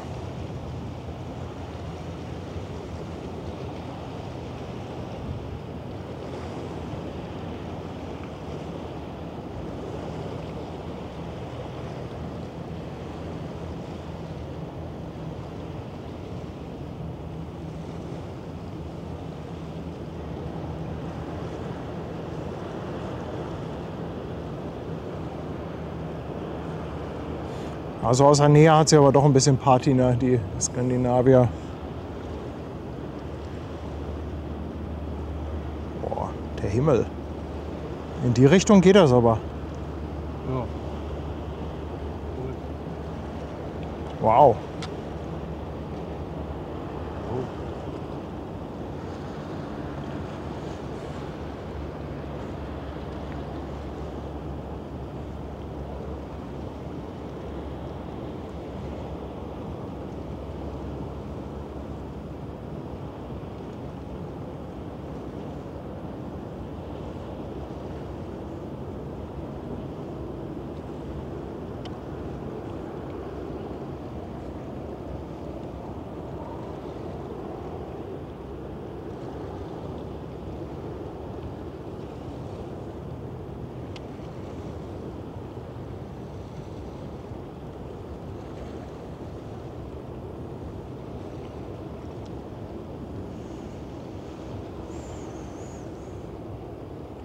Und auch noch ein Bluderschlepper.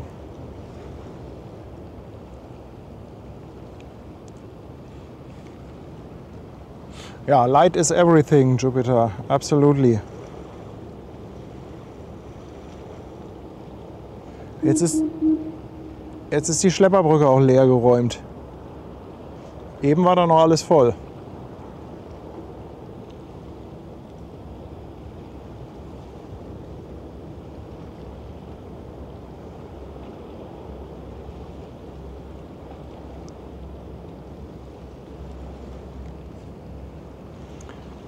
Immer wieder schön eure Streams. Los Leute, abonnieren, schreibt der Frank-Film. Danke dir für 5 Euro, mein Lieber. Dankeschön.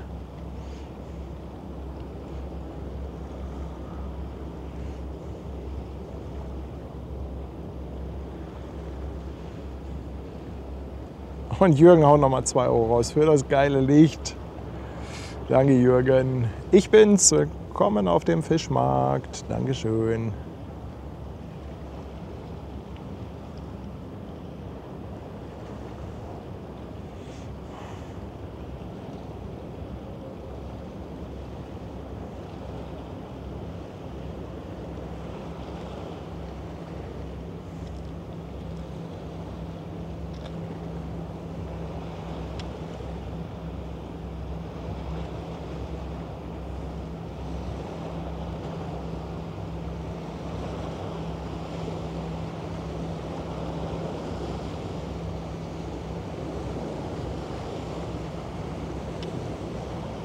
Ich glaube, da hinten kommt schon die HMM im Hintergrund.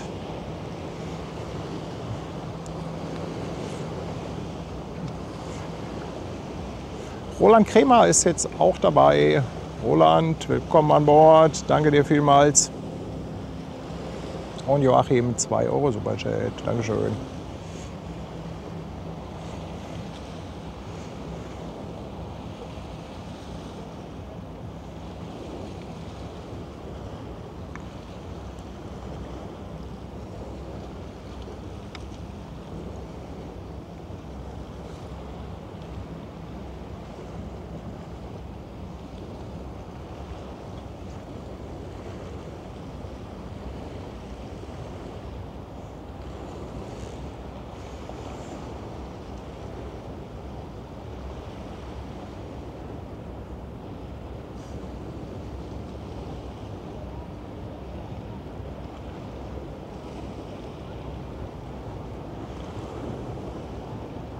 Die HMM braucht aber keine Schlepper, oder?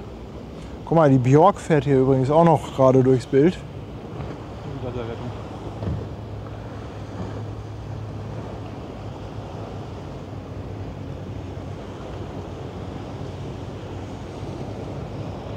Boah.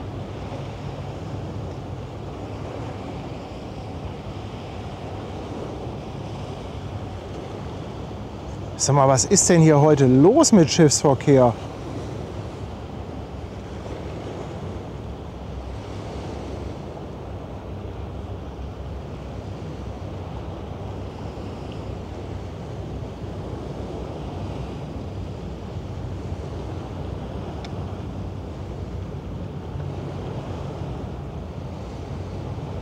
Der ist ja wie auf dem Highway. Auf dem Highway ist die Hölle los. Wer kennt den Film noch?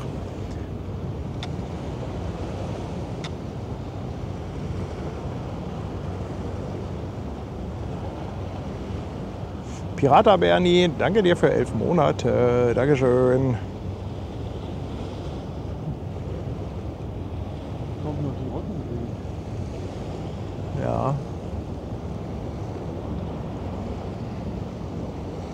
Mit Licht. Mit Licht.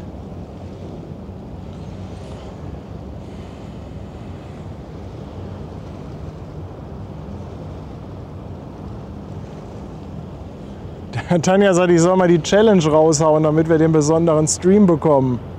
Ja, wer das noch nicht mitbekommen hat, also wir haben ja so eine kleine Challenge, wenn wir bis zum 15.09. die 50.000 Abonnenten voll haben, dann werden Ben und ich auf der Jan-Fedder-Promenade Gäste für eine Hafenrundfahrt mit Elas Kobern. Also quasi Leute anschnacken und sie versuchen davon zu überzeugen, dass sie unbedingt mit uns eine Hafenrundfahrt machen müssen. Aber wir haben gesagt, hey, kleine Challenge, um den Kanal mal so ein bisschen zu pushen, damit es auch einen guten Grund gibt, zu abonnieren.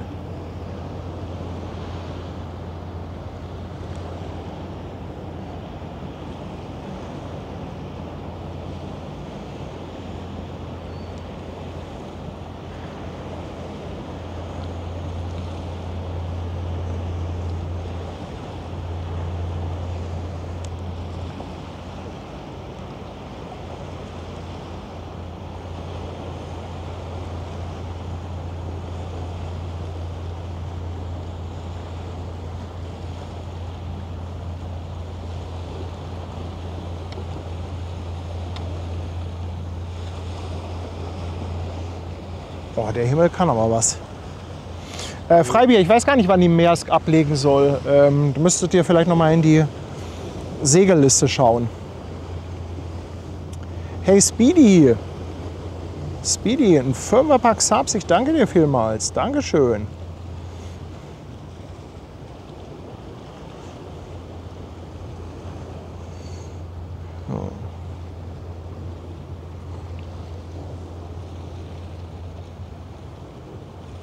Ja, das war doch noch eine schöne Überraschung mit der Grande Scandinavia. Ja, heute ist nur ein Kreuzfahrer in Hamburg. Morgen haben wir, glaube ich, wieder einen AIDA-Doppelpakt. Ich meine, Luna und Zoll sind morgen da.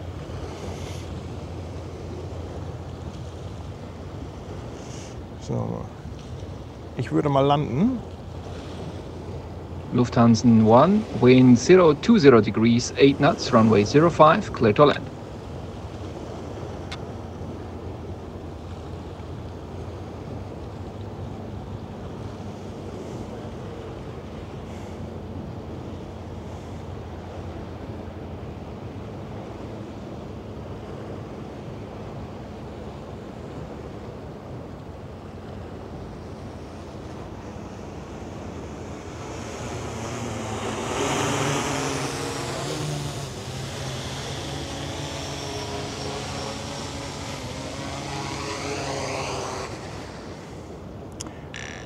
Martin, willkommen an Bord. Ich danke dir vielmals für die Mitgliedschaft. Genauso wie Charlie Tempe auf Twitch. Danke für deinen Prime-Sub. Ja, also heute habe ich aber echt Akku rausgehauen. Mal gucken, was die anderen hier sagen. Ach, da ist ja schon wieder einer voll. Sehr gut.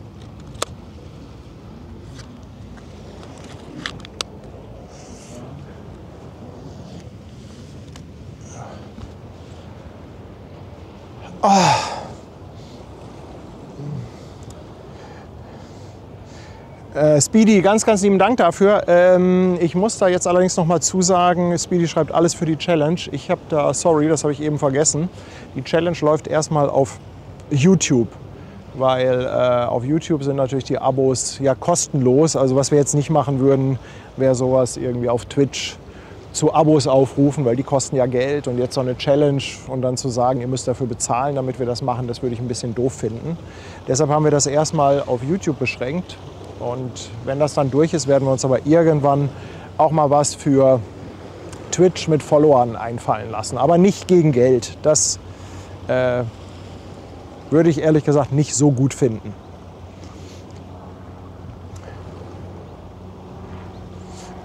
Martin jetzt auch auf dem Fischmarkt. Dankeschön. Willkommen an Bord.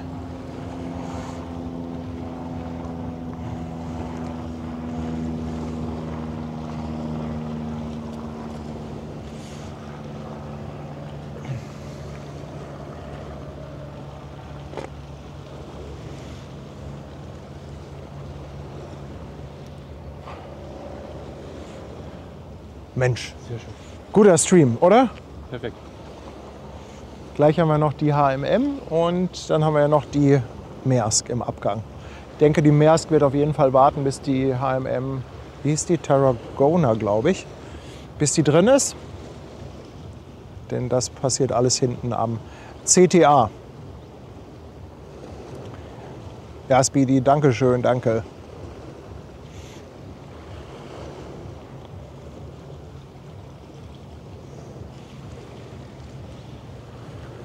Erstmal was trinken.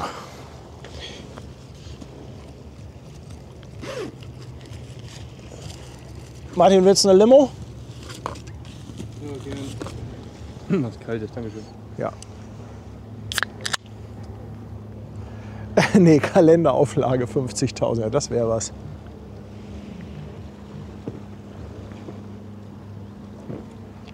Das wäre was. Vertrieb durch Thalia oder wie? Wo kommt denn jetzt die Musik her? Ich glaube, das ist an Land. Zumindest sehe ich kein Partyboot.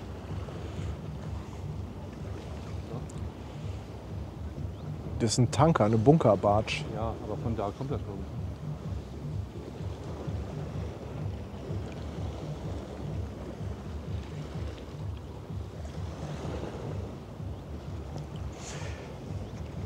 ich. Marita, ja.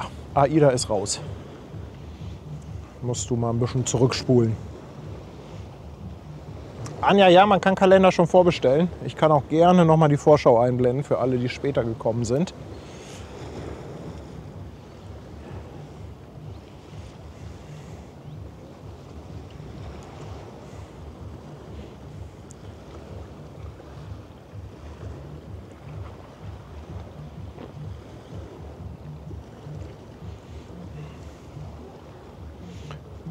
Und nochmal dazu, wir machen das halt auf Vorbestellung. Wir werden keine Kalender ans Lager legen. Also wenn ihr einen haben möchtet, müsst ihr den vorbestellen.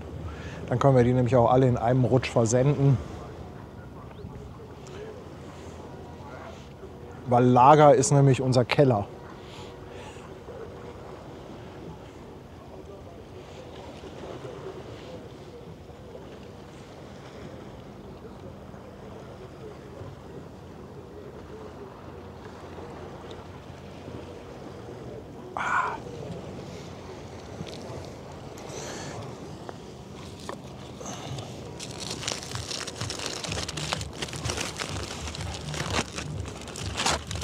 Anja, ganz genau, einfach über den Shop. Ganz normal über den Shop.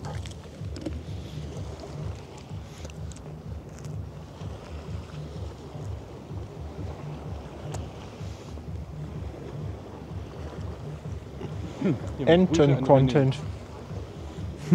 Grüße gehen raus an René.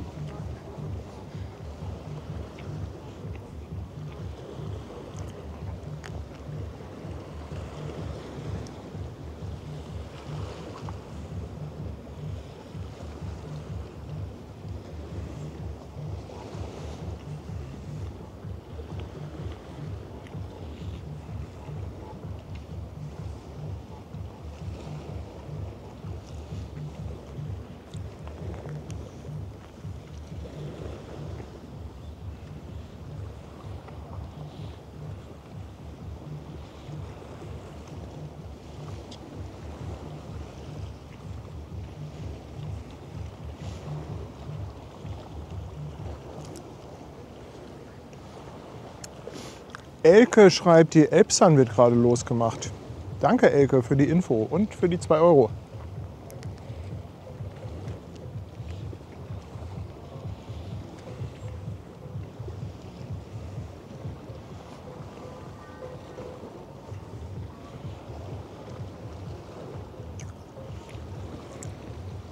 Ja, Animal Content geht immer. Ein paar Enten oder Möwen. Oh, hier kommt ein Mensch. Oh ja. Der hat sich verlaufen.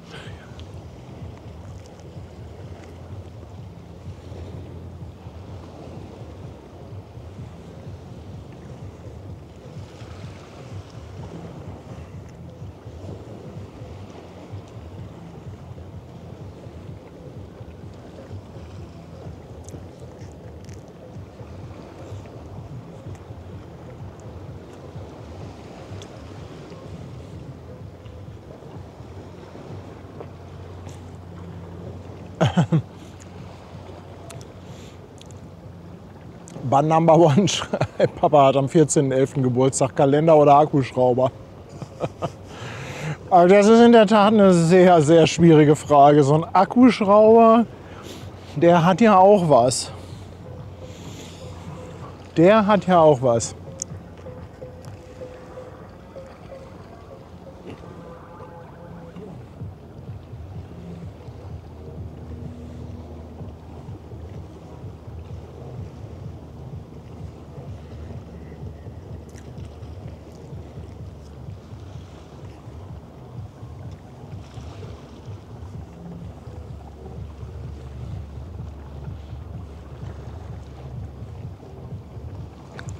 Da kommt jetzt was raus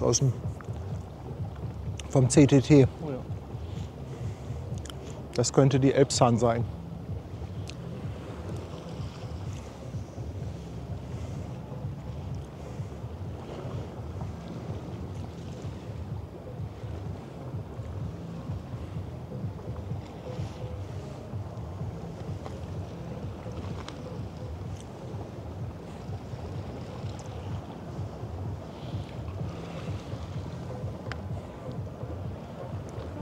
Also ich glaube, da sitzen irgendwo welche da vorne an der Kaikante und haben sich einen Ghetto-Blaster mitgenommen.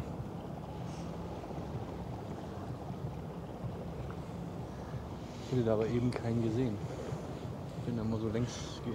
Ja, ist auch schwer zu orten, wo das genau herkommt.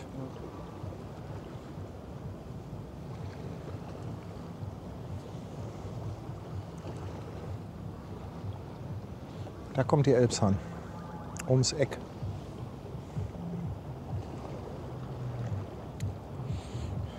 Ja, ich weiß nicht, wo die Musik herkommt.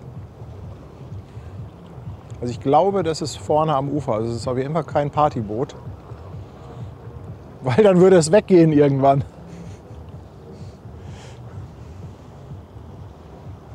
Ja, und Maersk San Clemente könnte auch gleich rausgehen. Ja, wäre mal interessant, ob die Maersk erst rausgeht oder ob die erst die HMM reinholen.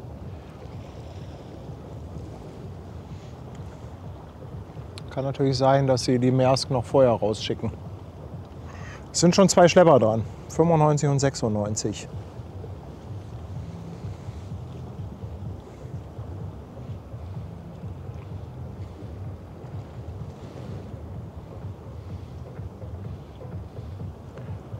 Hat die einen Weihnachtsbaum oben drauf? Auf der Brücke? Ich dachte gerade, das sieht aus wie ein Weihnachtsbaum.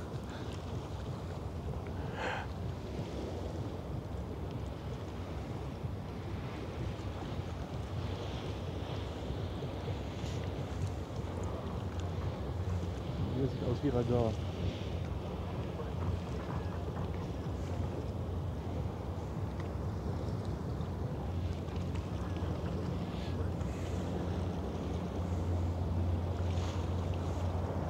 Fairplay 11 ist auch schon an der HMM. Hobsten, danke dir für die Vorbestellung. So, die HMM kommt auch ums Eck.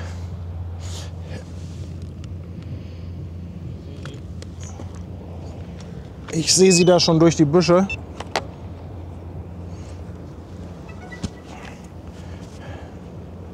Paddy hat wieder gepennt.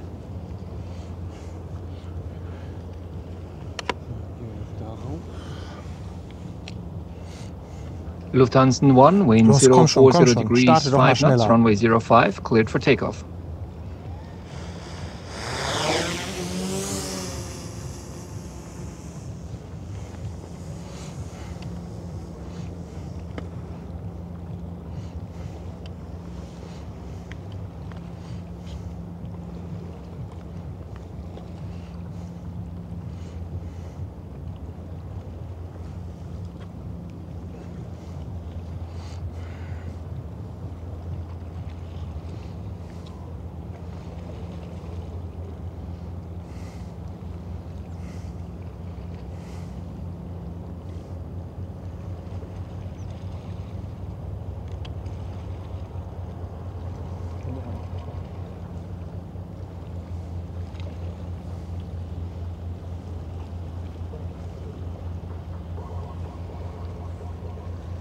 Ist aber irgendwie Techno, was da läuft.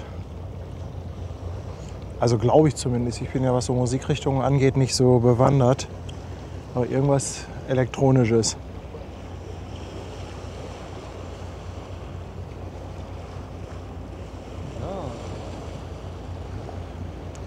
Da kommt sie ja hinter den Bäumen vor.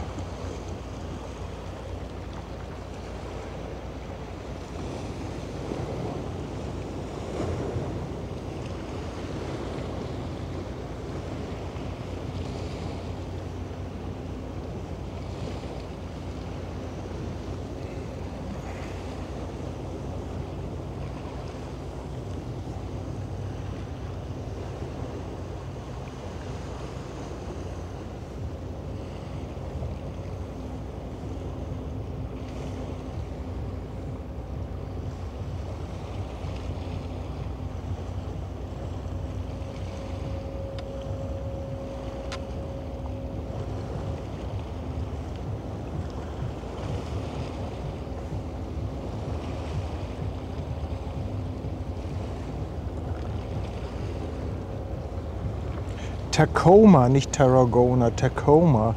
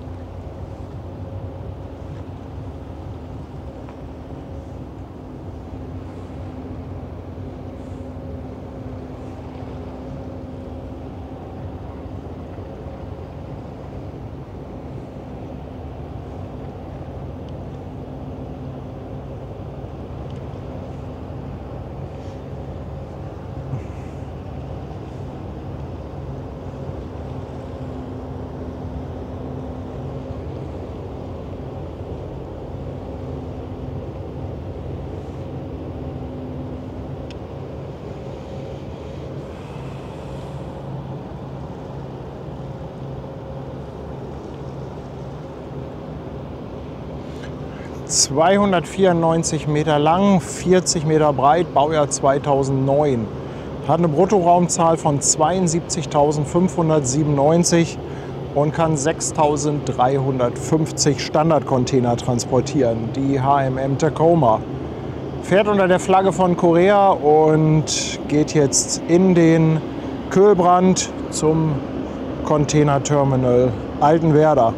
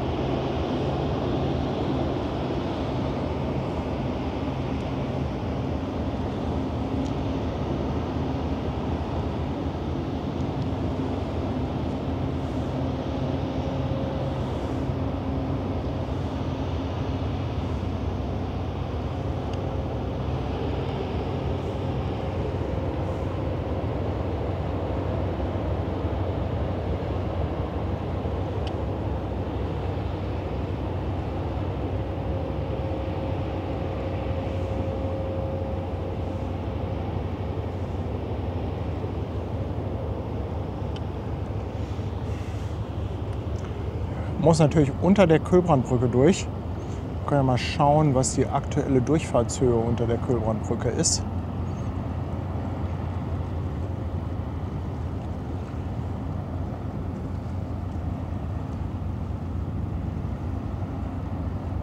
...52,40 Meter aktuelle Durchfahrtshöhe, Kühlbrandbrücke.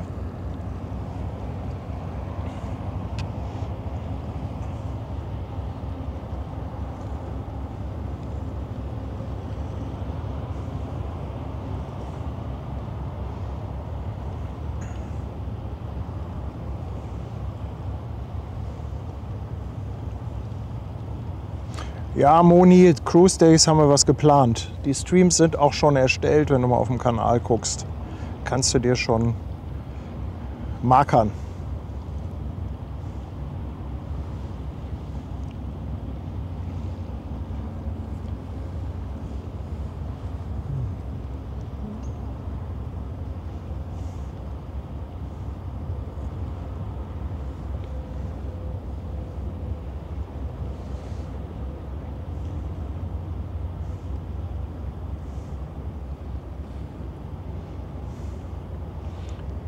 Ist auch echt nicht ein Schlepper mehr zu Hause.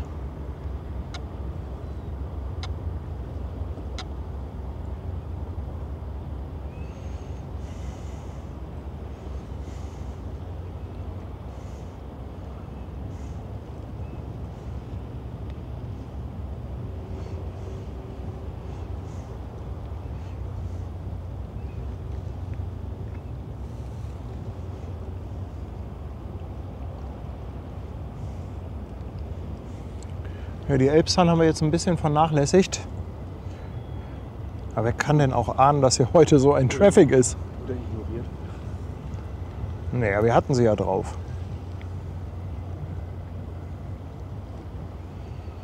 Ja, und ich denke, die Maersk wird dann rausgehen, wenn die HMM hinten am Drehkreis ist.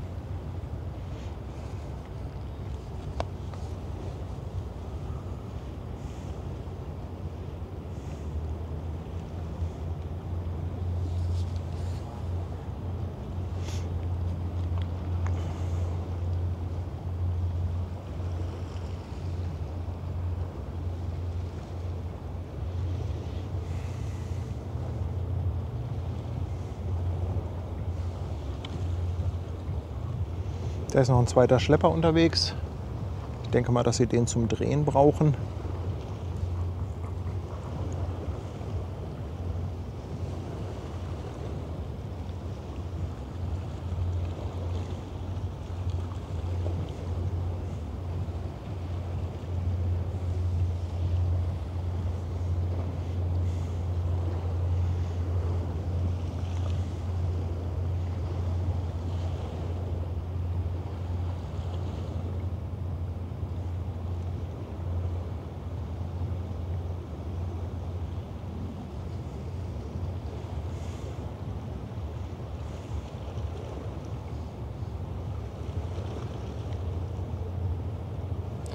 Die wird auf jeden Fall mit der Durchfahrtshöhe keine Probleme haben.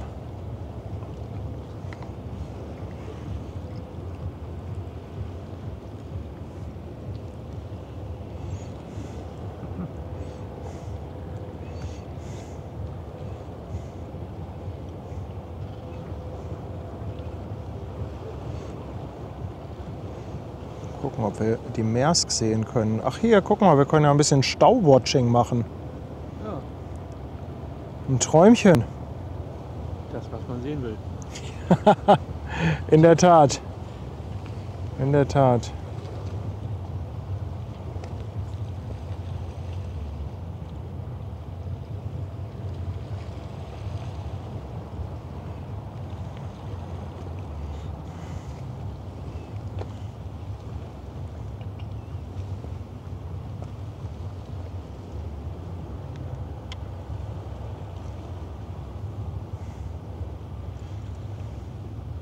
Hier könnte man Druckverlust spotten, wenn der in der Woche kommt.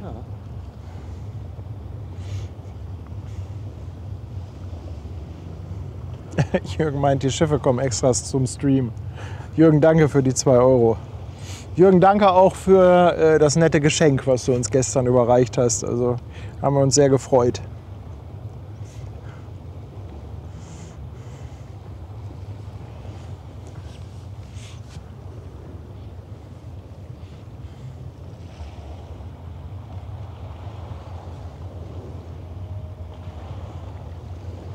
Jürgen hat uns gestern Bier mit individuellen Labels geschenkt. Oh, cool. Und da war, das eine war mit der Drohne, ich weiß gar nicht mehr den Namen, Drohnensprit oder so ähnlich. Und das andere war Schraubenwasser, glaube ich. Ja, Schraubenwasser, genau. Sehr lustig.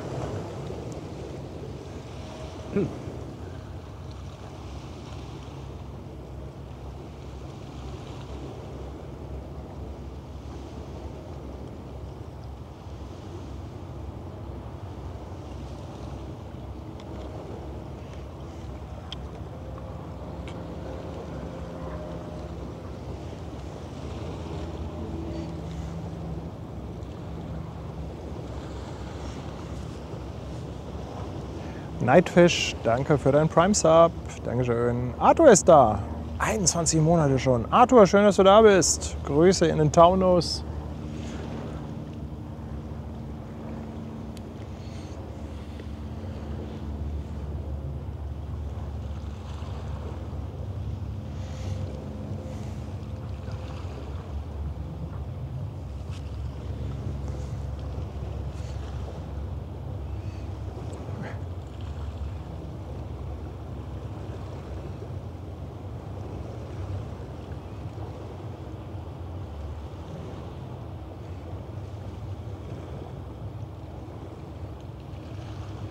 Irgendwie dreht sich die Drohne immer von alleine nach rechts ein bisschen weg, wenn ich nicht gegensteuere. Aber nur bei dem Zoom-Objektiv. Komisch. Wahrscheinlich fällt es nur da auf. Zu viel Windwiderstand. Ja. Janni, tschüss. Fährt das raus oder nicht? Fährt das raus? Nee, nein, das sind ja 3 Kameras. Nein, das fährt nicht raus. Das fährt nicht raus, ja. Kölbrandbrücke ist aktuell gesperrt dieses Wochenende, deshalb seht ihr da keine Autos drauf.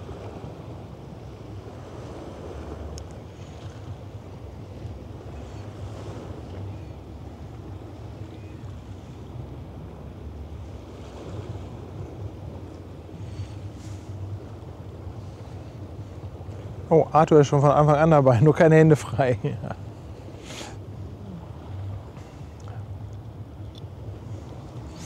Ich muss mal gerade gucken, was der Akku von dem einen Router sagt.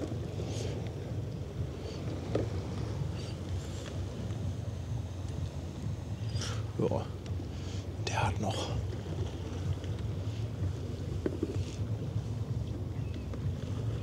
Der hat noch.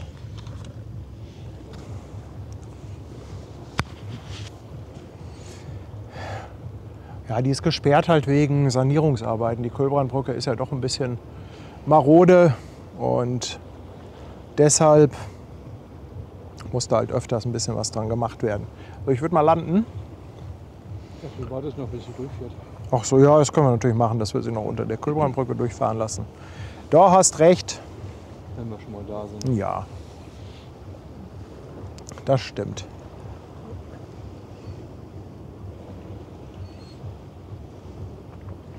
Ich glaube, nächstes Wochenende auch noch mal die Kölbrandbrücke, oder? Oder übernächstes. Also ich glaube, 2 Termine hatten die.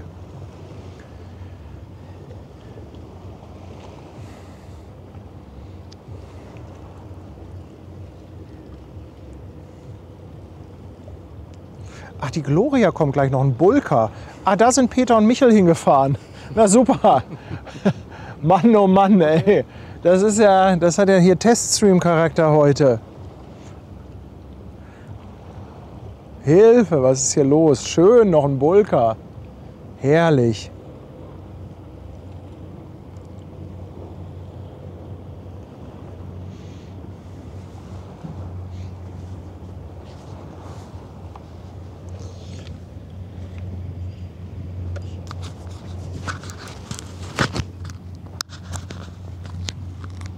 Ja, der Standort ist ganz nett, Dr. Oskar, oder? Wenn nicht die Latscherei wäre. Ich weiß, was euch auf den Lippen liegt. Ja, macht ruhig eure Witze.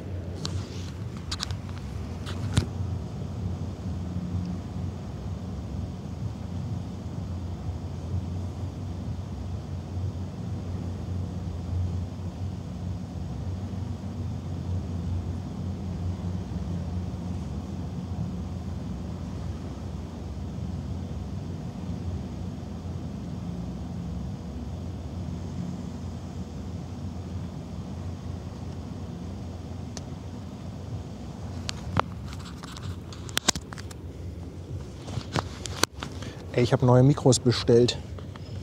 Gibt jetzt DJI Mic 3. Da kann man bis zu 4 Sender dran anschließen. Oha.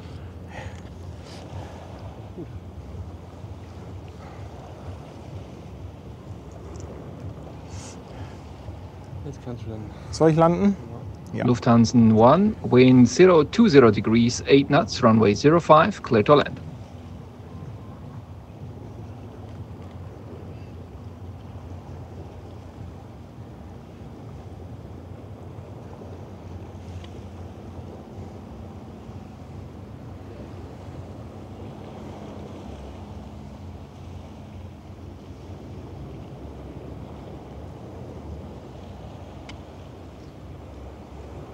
Flieg mal langsam. Langsam? Ja, so. Das sieht gut aus.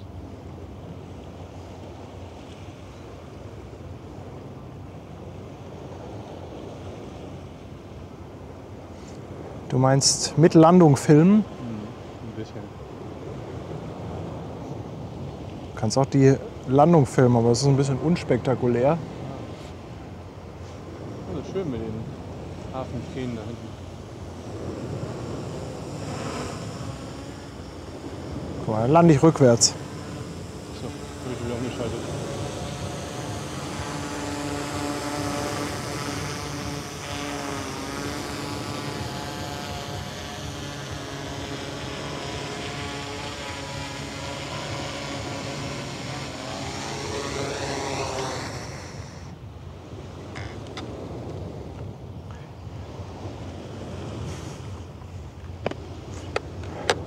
Wow, der Himmel sieht jetzt aber auch cool aus.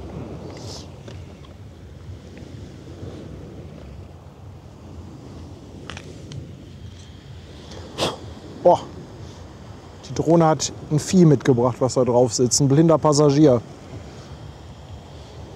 Deswegen hat die immer so nach links gedreht. Ja, eine Ameise. Ey, wie kommt denn die Ameise in die Luft auf die Drohne?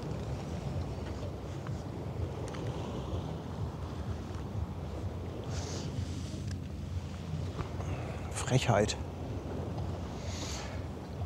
Male sagt Anzahlung für Wanderstiefel. Der Standort ist top.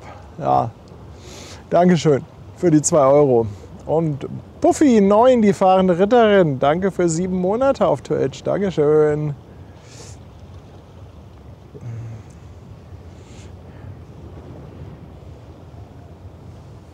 Ja, dann warten wir auf die Maersk und auf den Bulka noch.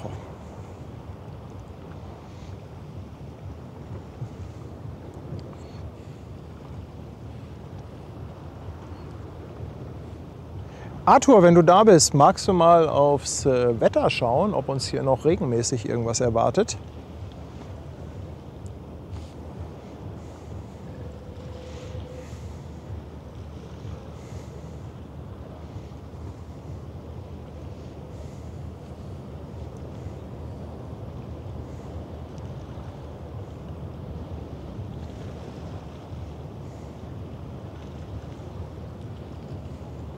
Ja, Schwester Hansen.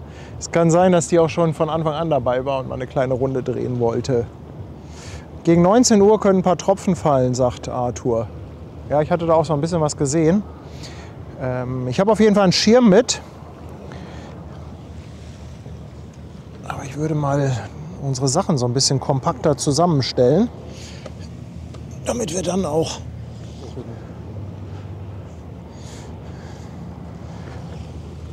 das alles so ein bisschen unter den Schirm bekommen, falls da Tropfen runterkommen.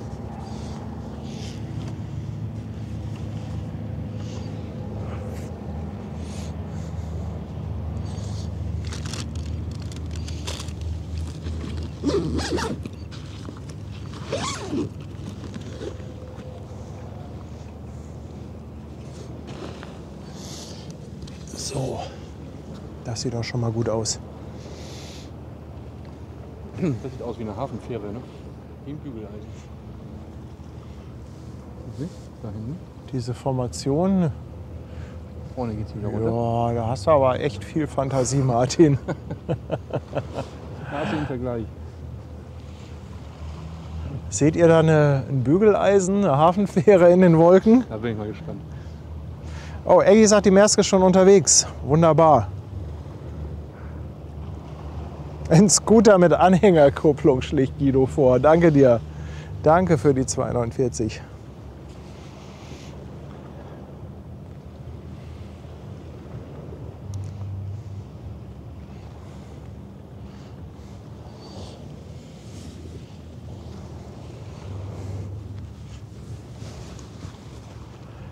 Also ein Ausflug hierher, der lohnt sich, wenn man wirklich Ruhe im Hafen genießen möchte.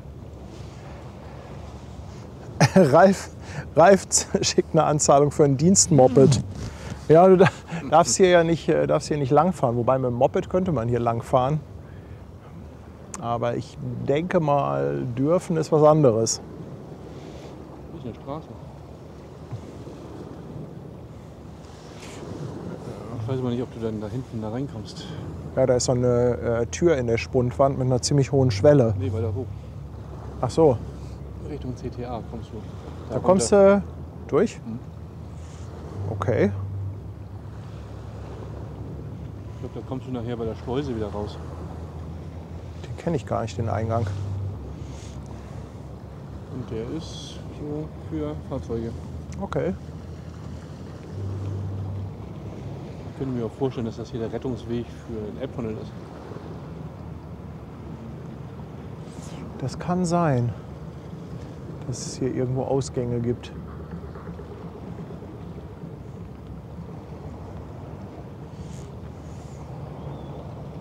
Flink sieht einen schwimmenden Donald Duck. Ja, Scooter oder Fahrrad wird natürlich auch gehen. Das Problem ist halt mein Bollerwagen mit dem ganzen Equipment da drin. Das kann ich dann halt schlecht hinter mir herziehen. Aber hey, 20 Minuten Fußweg kann man ab und zu mal machen. Kann man ab und zu mal machen. 1000 Schritte sind auch gut. Soll man nicht 10.000 machen? 10.000 Schritte? Ja, wir haben schon mal 2 gemacht. 2000 Sind das 1.000? Hast du vorhin drauf geguckt? ungefähr, ja. Ich hätte jetzt gedacht, dass das schon 5.000 sind. Da haben wir noch einen Schleppi.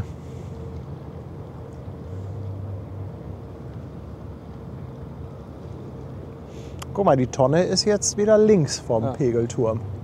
Ja.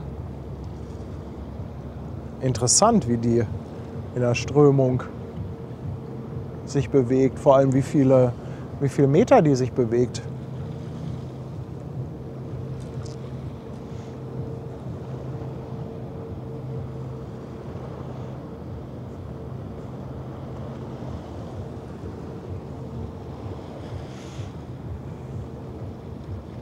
Simba und Mickey Maus werden gesehen. Herrlich.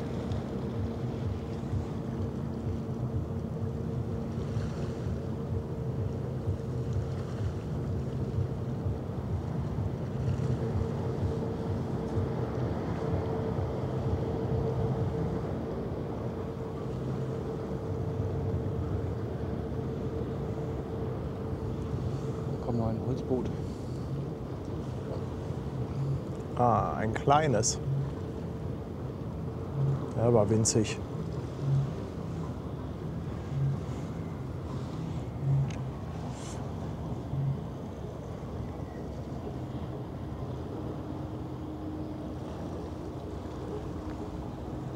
Kann es sein, dass ich gerade einen Tropfen abbekommen habe? Nein. Besser nicht, oder?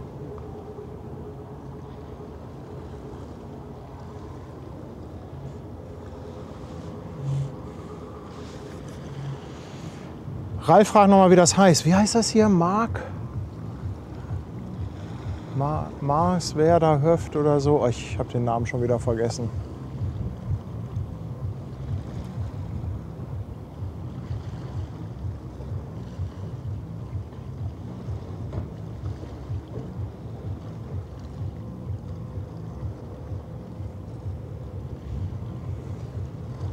Markenwerder Höft. Markenwerder Höft, genau. Mit Doppel-A.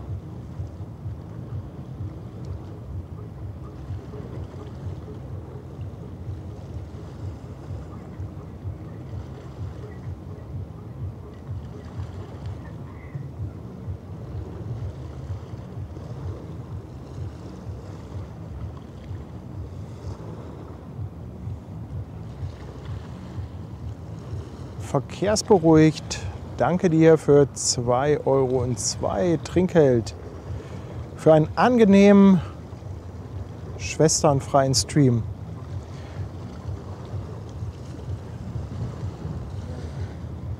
Digga, das sehe ich aber ein bisschen als Beleidigung an, ne? Wenn du sagst, schwesternfreier Stream. Also das muss ich jetzt ehrlich mal sagen. Also sowas zu schreiben und dafür Geld zu spenden, finde ich schon, finde ich ehrlich gesagt ein bisschen frech.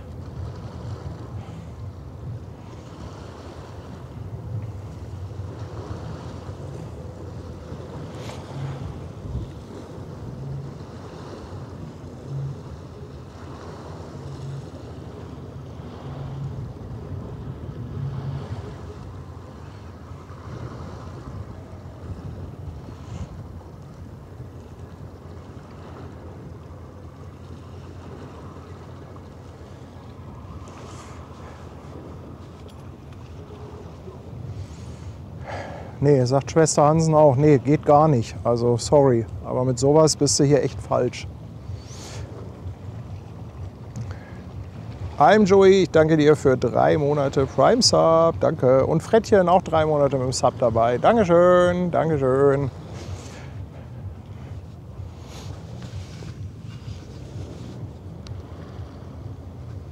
Ich glaube, die San Clemente kommt gleich.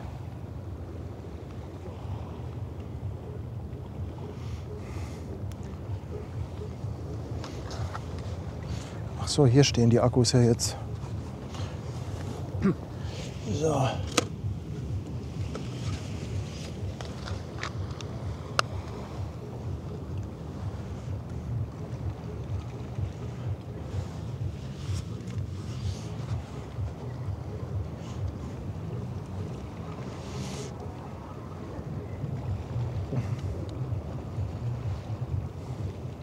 Guck mal, Philipp schreibt, er arbeitet im Klärwerk Nachtschicht und sieht, dass gerade ein großes hellblaues Containerschiff rauskommt. Ja, das sehen wir gleich. Das müsste die San Clemente sein von Maersk.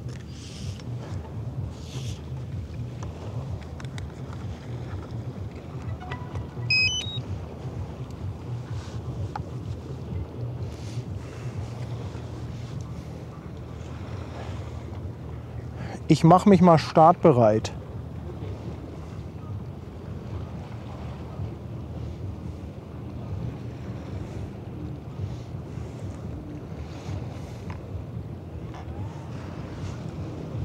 Lufthansa 1, wind 040 degrees, 5 knots, runway 05, cleared for takeoff.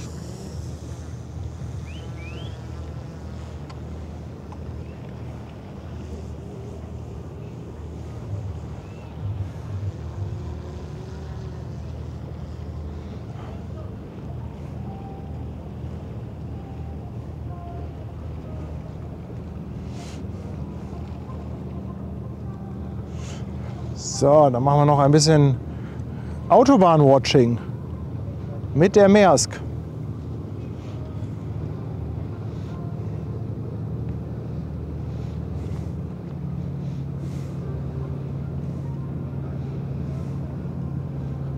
Eigentlich auch ein ganz cooles Bild, oder? Mit der Autobahn im Vordergrund. Ja.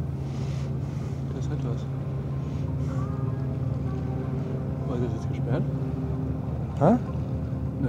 Nee, ist nicht Stau ist gesperrt. nicht ganz so lang. Aber der Stau hat sich reduziert. Gut für uns. Wir müssen dann nachher zurück. Charlene, ich danke dir. 10 € für den sensationellen Stream. Dankeschön. Ungewöhnlich Anblick, muss ich sagen. Ja, das ist eine Perspektive, die wirklich ein bisschen ungewöhnlich ist. Mit der Autobahn im Vordergrund.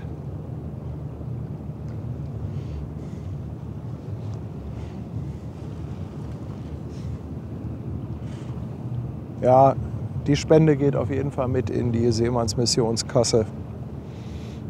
Das wollen wir so nicht.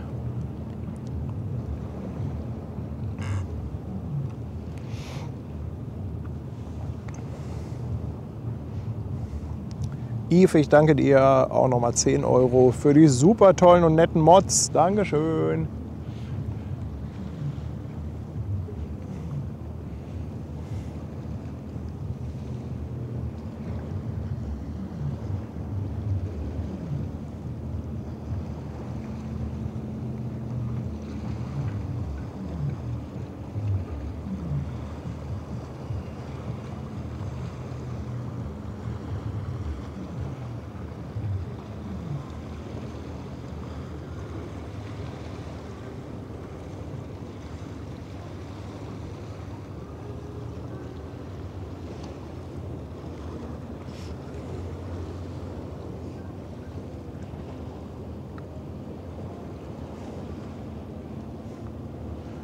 Ja, da war noch ein Tropfen gerade. Ah, jetzt geht's los. Aber es sieht gar nicht so schlimm aus am Himmel, oder? Gucken, ob wir das so durchstehen. Scheiße, muss ich jetzt landen? Kriegst du die Maersk schon drauf gleich? Nee, ich sehe die noch nicht. Ich sehe schon das Polizeiboot, ja. Ja, jetzt geht's leider mit ein bisschen Regen los.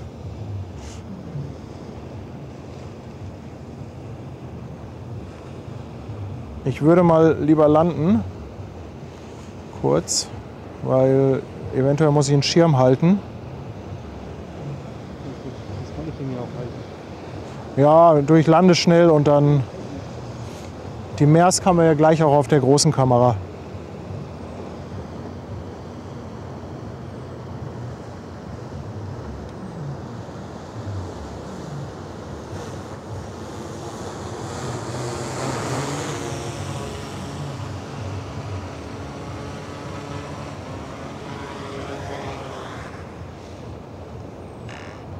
Ja, vielen Dank für eure lieben Worte. Hansi auch nochmal 2,49 für Schwester Hansen und der Frank-Film. Natürlich gehört Schwester Hansen dazu. Nicht wegzudenken. Geht gar nicht ohne. Danke, ihr beiden. Ganz, ganz lieb.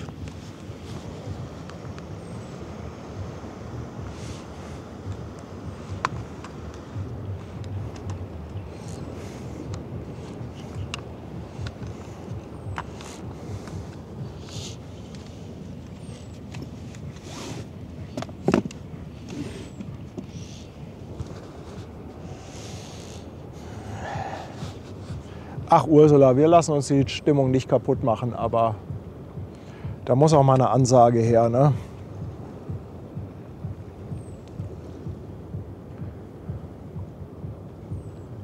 Wer ist eigentlich Gesa?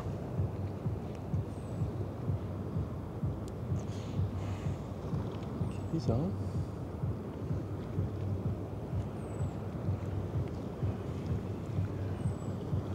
Ja, mit ein bisschen Glück war es das gleich schon mit dem Regen. Yves schickt auch noch mal ein Extra für Schwester Hansen und findet, sie hat gute Sprüche drauf. Ja, mit Schwester Hansen einen Abend zu verbringen, da hast du auf jeden Fall Spaß. Da hast du richtig Spaß. Danke Yves für 5 Euro. Dankeschön.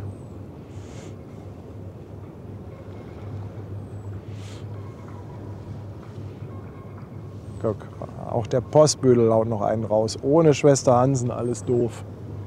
Absolut. Definitiv. Absolut.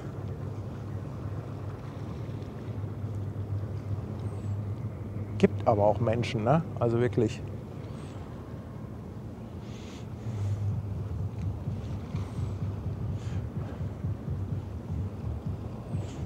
Jetzt kommt sie gleich hinter den Büschen hervor. Mockme ist auch seit 8 Monaten dabei und schreibt: Ich mag eure Streams, bleibt wie ihr seid, das Leben ist zu kurz für... ja. Ich spreche es mal nicht aus. Gänzlich Grüße an das ganze Team, Dankeschön. Und Jürgen auch noch mal 2 Euro Superchat. Einmal Kiel holen von Verkehrsberuhigt, ja. Ach Mensch. Sirene haut auch noch mal einen 5er-Pack raus, Dankeschön. Und Hansi, 2,49, Schwester Hansen gehört zur Seehundfamilie, absolut. Absolut.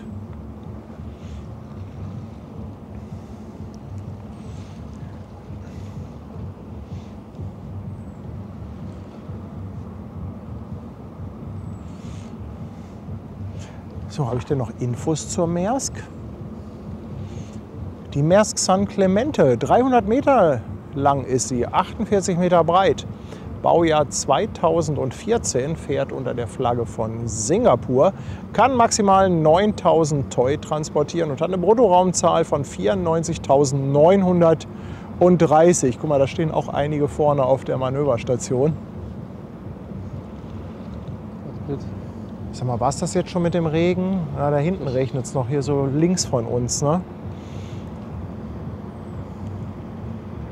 Ah, mega. Richtig toll. Und das Maersk Blau, einfach ein Träumchen. Absolutes Träumchen. Rudi, Dankeschön, 5,99. Ihr seid auch Schwester Hansen, gehört dazu. Ihr seid so lieb.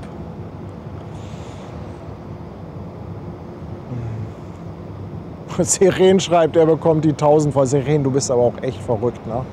Seren, wirklich, ey, sollst du doch nicht.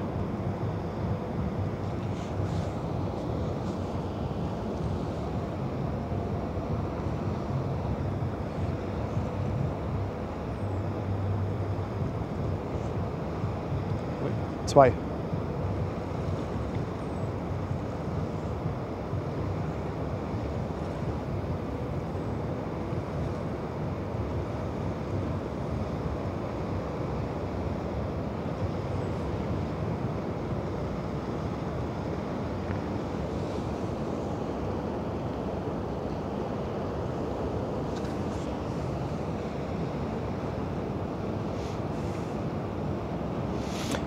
Freibier, nein, 400 Meter Schiffe gehen nicht in den Köhlbrand. In erster Linie wegen der Durchfahrtshöhe von der Köhlbrandbrücke. Ich glaube, tiefgangsmäßig würde das klappen.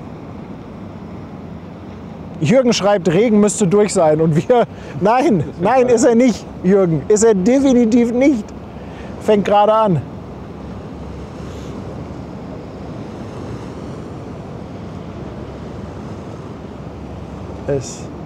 Aber es ist alles noch im dunkelgrünen Bereich.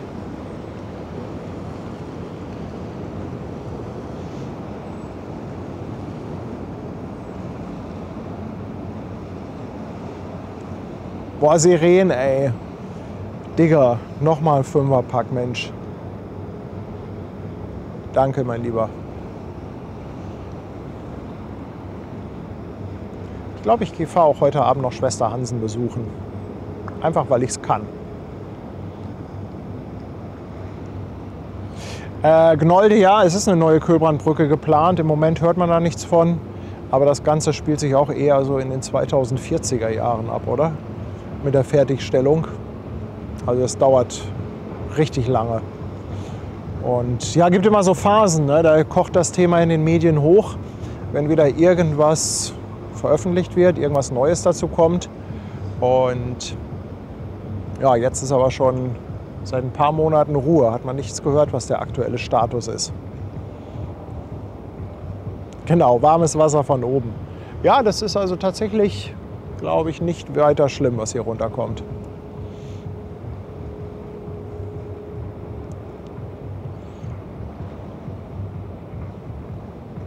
Aber ich bin mit der Drohne immer so ein bisschen schissig, wenn das dann plötzlich richtig anfängt zu gallern. Ich glaube, die kann mehr ab. Mir haben auch schon einige gesagt, dass sie damit durch Regen und Schnee geflogen sind. Aber da bin ich so ein bisschen schissig. Also das Ding hat echt viel Geld gekostet. Und sie ist definitiv nicht wasserdicht. Also auch nicht mal Spritzwasser geschützt. Kann natürlich sein, dass die Propeller das meiste abhalten.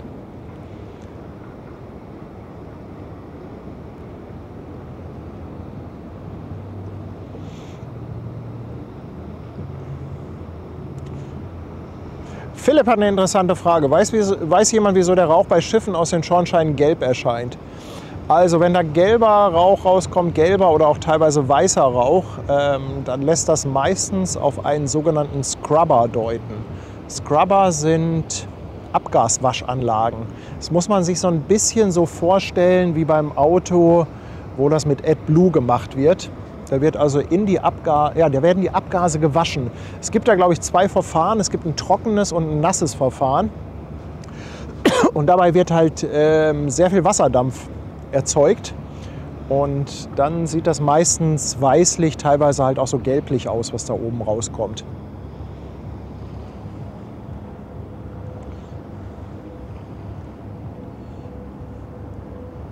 Guido, natürlich kenne ich Gallern. Wenn das richtig anfängt zu gallern, natürlich kenne ich das Wort. Gallern ist doch normaler Sprachgebrauch, oder? Für den Bielefelder bestimmt. Ja.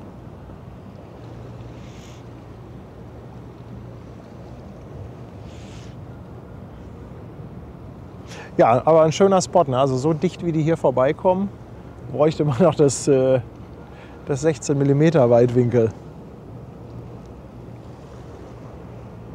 Guck mal, jetzt gibt es wieder schönes Licht. Also einige von den großen HMM-Schiffen, von den 400-Meter-Dingern, die rauchen immer ganz extrem. Da ist wirklich der ganze Hafen verqualmt. Ist aber dann auch diese Abgaswaschanlage, dieser Scrubber. Aber ich weiß auch nicht, was die HMM-Schiffe da gebastelt haben. Also die kommen manchmal hier in den Hafen wirklich, die sind am Qualmen, wie verrückt. Aber ich sage mir dann immer, okay, das ist gereinigt. Ist nicht ganz so schlimm, was da oben rauskommt.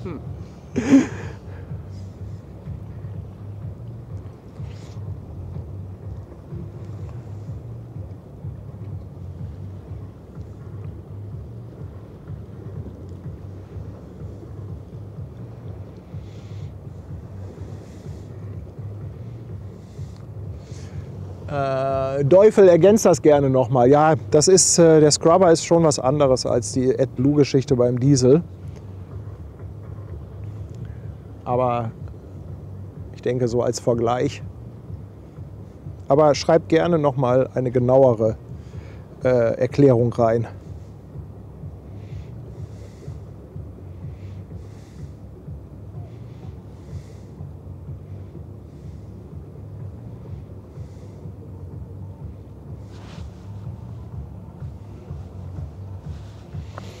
Torben hat auch noch mal eine Ergänzung zu dem Thema. Stickoxide, die Gase haben eine gelbliche Färbung, kann aber auch ein Schwefeloxid sein, was sich mit Verbindung in der Luft zerstreut und daher gelblich erscheint.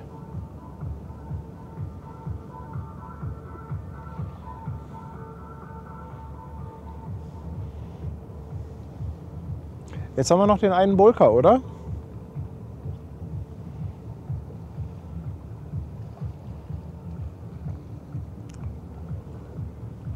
Ich glaube, einen Bulker haben wir noch. Boah, diese Ruhe, ne?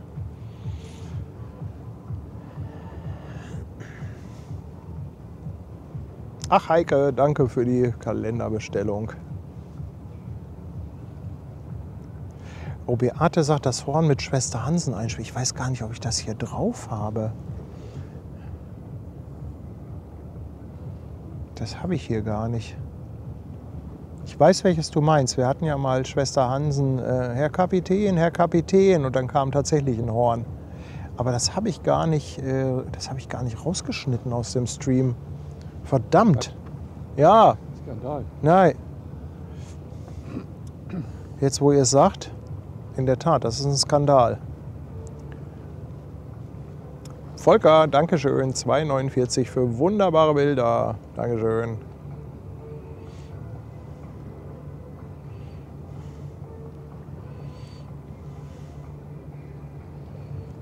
Bulka ist schon unter der Brücke durch, ja, aber jetzt ist hier auch wieder trocken. Das heißt, Lufthansen kann wieder starten. Dann kriegen wir jetzt noch mal einen schönen Bulka. Yeah.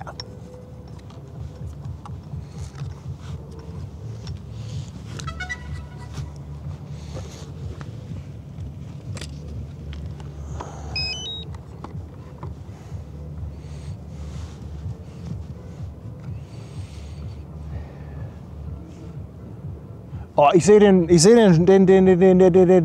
wie heißt das? Brücke, Schornstein, sehe ich schon. Los, Hansen! Mach hinne!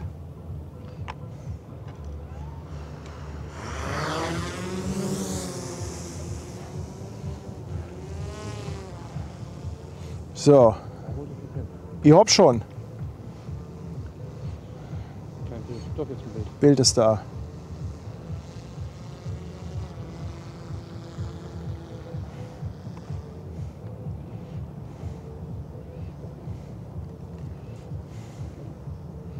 Die Gloria.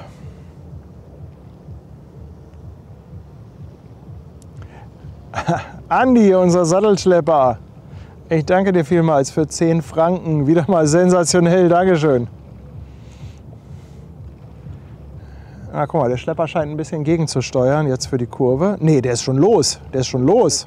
Naja, ich dachte gerade, der steuert etwas gegen, um den da rumzukriegen. Aber nee, der ist schon ab.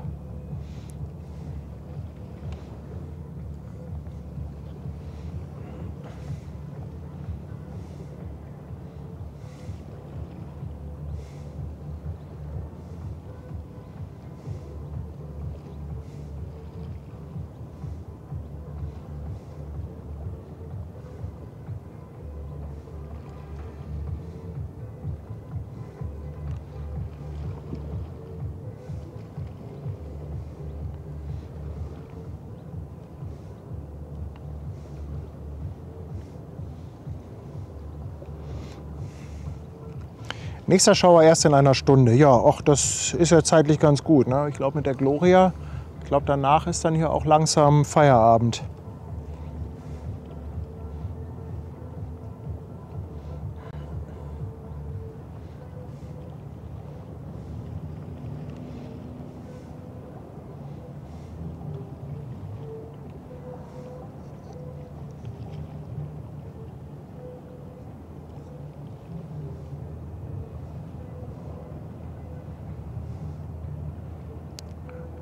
Hat er gerade gewunken? Ja, aber zur anderen Seite. Die Drohne ist ja auf der anderen Seite, gar nicht zu uns rüber. Dann hat er wahrscheinlich zur Drohne gewunken.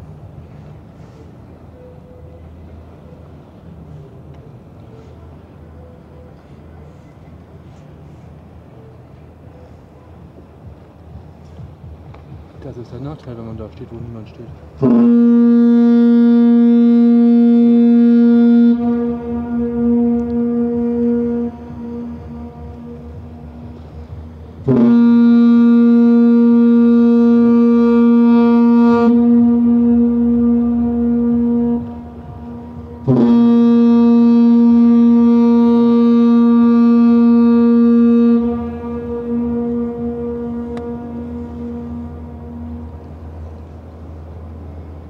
Hallo, wie geil ist denn das bitte?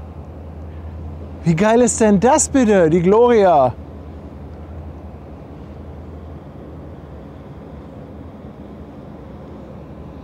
Könnte aber sein, dass es einfach ein Hinweis dafür ist, dass sie hier auf den Hauptstrom kommt.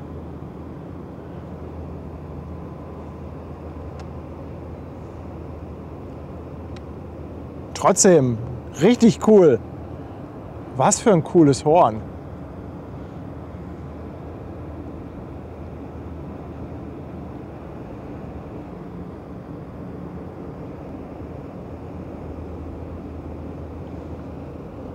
Wow. Ja, das war wirklich laut. Yxilon, nee, ich glaube nicht, dass das für uns war. Ich glaube eher, dass das ein Hinweis war, dass sie hier abbiegen. Aber egal, wir gehen einfach mal davon aus, dass es für uns war und freuen uns da natürlich drüber.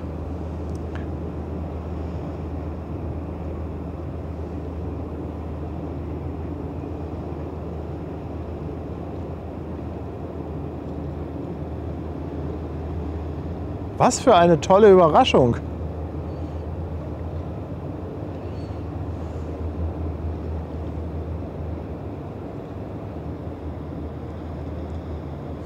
Guck mal, da kommt jemand raus auf den Nock. Aber er guckt nicht zu uns rüber, ne? Könnte natürlich sein, dass Donatus drauf ist. Aber ich sag mal, wenn die Kurve fahren, fährt er natürlich das Manöver. Vielleicht ist ja auch Donatus drauf und hat einen Gruß losgelassen. Ich hatte vorhin schon geguckt, Ja. aber da kam keiner. Ja. Na, ich denke mal, dass es eher ein Hinweis war.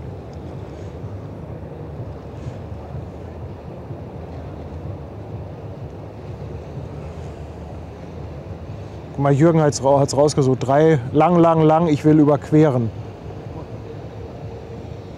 Das macht absolut Sinn. Macht Sinn.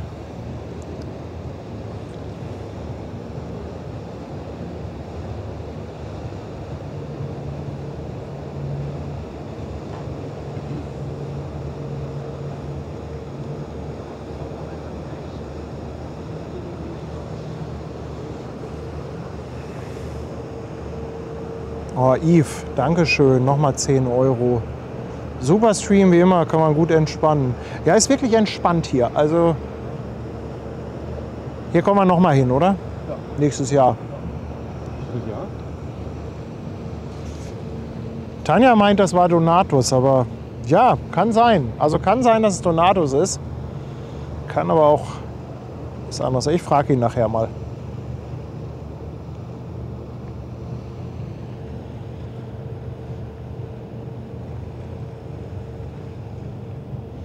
Ist ja auch egal. Hauptsache, wir haben ein Horn bekommen, oder?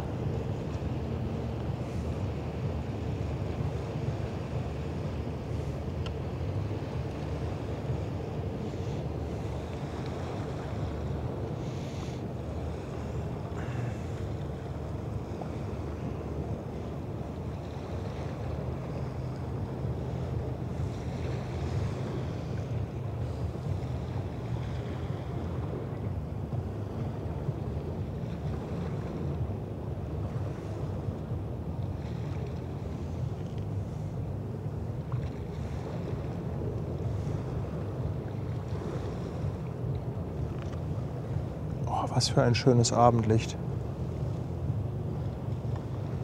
Also eigentlich ist er im Moment perfekt mit dem Sonnenuntergang. Ne?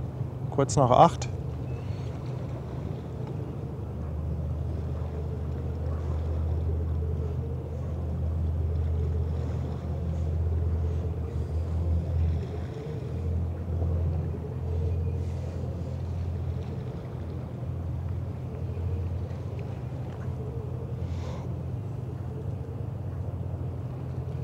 ich muss mal unbedingt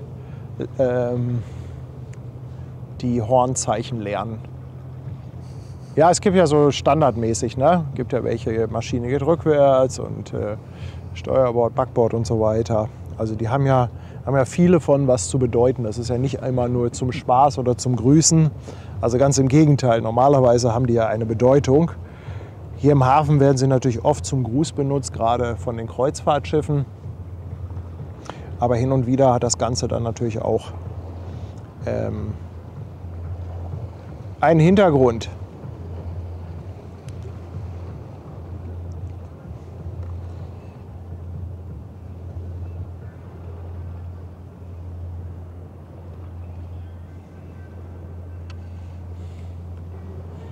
Das kommt aus dem Zelt.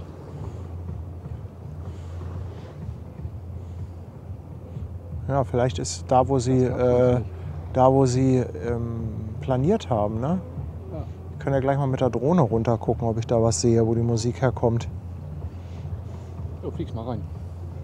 Sag mal Hallo. Einfach mal drin landen. Fliegst eine Runde und fliegst wieder raus.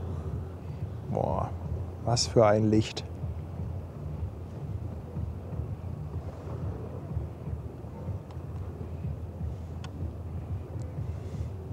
Ja, Cried sagt es auch. 5-mal kurz, wenn so eine komische Barkasse im Weg ist. Ja, der galt definitiv uns. Definitiv galt der uns.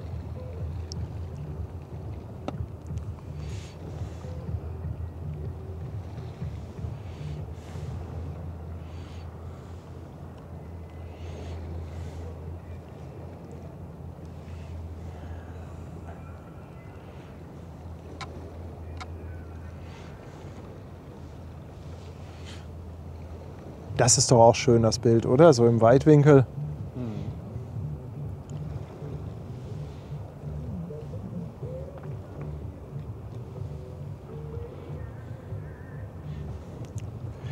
Ich guck mal kurz, ob ich da was sehen kann.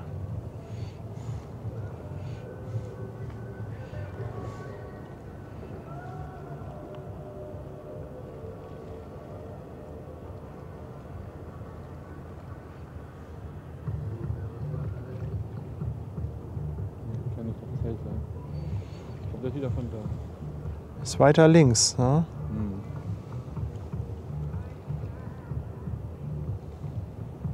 Du kannst ruhig auf die Drohne gehen, dann können die. Vielleicht finden die Zuschauer ja was an den größeren Bildschirmen.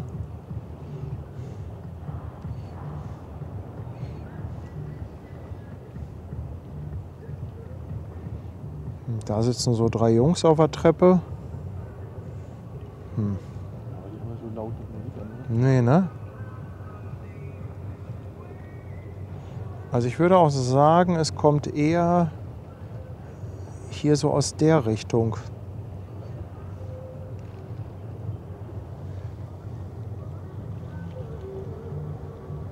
Sitzt da jemand mit... Da sitzt doch jemand... Guck mal hier, der Typ, der auf der Treppe sitzt. Könnt ihr mal gucken auf euren großen Monitoren? Da sitzt doch so ein Typ auf der Treppe. Hat der da neben sich irgendwie so einen Verstärker stehen? Ich kann das nicht erkennen auf dem kleinen Bildschirm.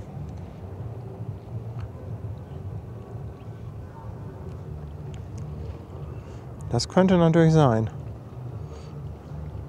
Ich meine, wie ist das denn? Wie geil ist das denn? Er setzt sich da hin mit so einem fetten Verstärker. Ja, das war's dann aber, glaube ich, mit Schiffen.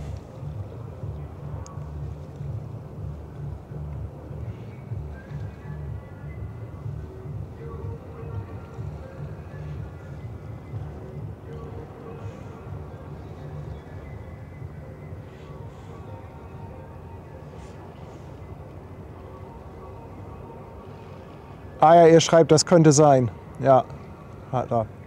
Krass. Echt krass.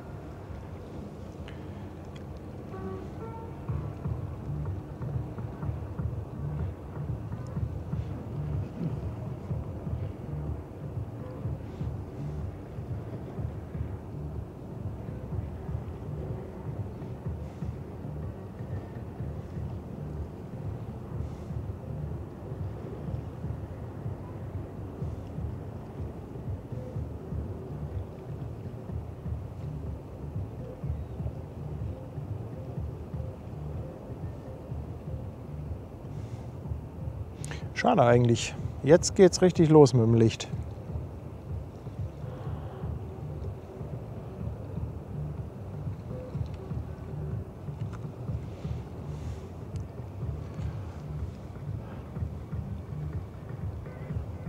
Kommt die Princess.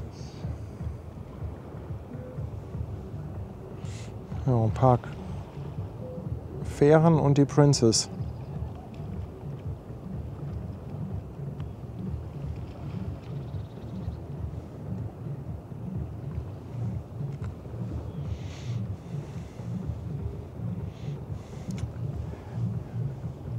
Der Pole,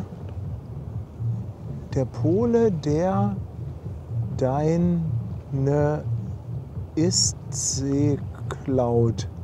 Der deine ist, hä? Der Pole, der deine Ist-See klaut.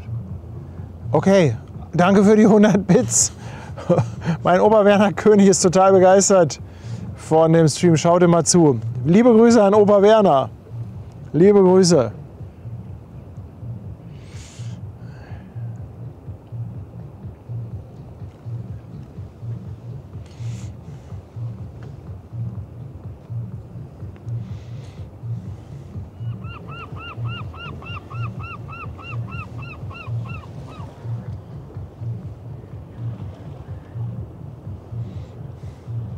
Na komm, 2 Abos könnten wir aber heute noch vertragen, oder?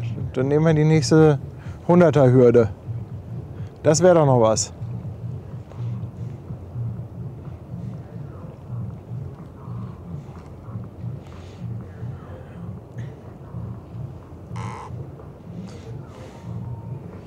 Ich muss noch mal kurz nach dem einen Router gucken. Ich müsste da mal hin, wo du gerade stehst.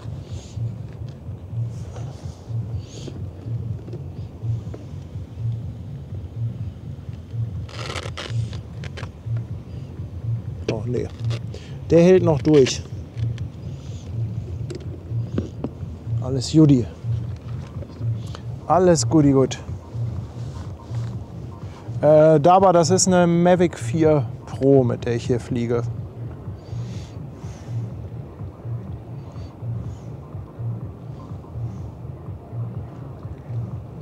Seren, Mann. Danke, ey. Schon wieder ein Fünfer. Schon wieder. Danke, Seren. Und der Nordlicht haut auch noch eine Mitgliedschaft raus. Ganz lieben Dank. Ich würde sagen... Typhon, einmal Ohren zu halten.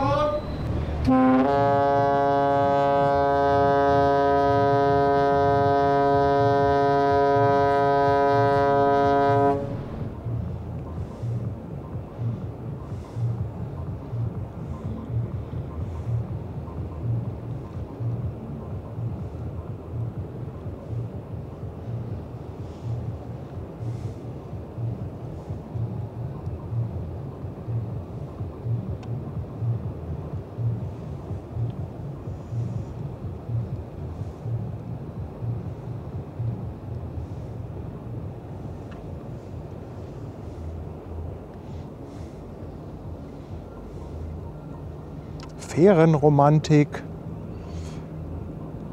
Bahn Number One TV, auch nochmal 2 Subs. Danke, danke.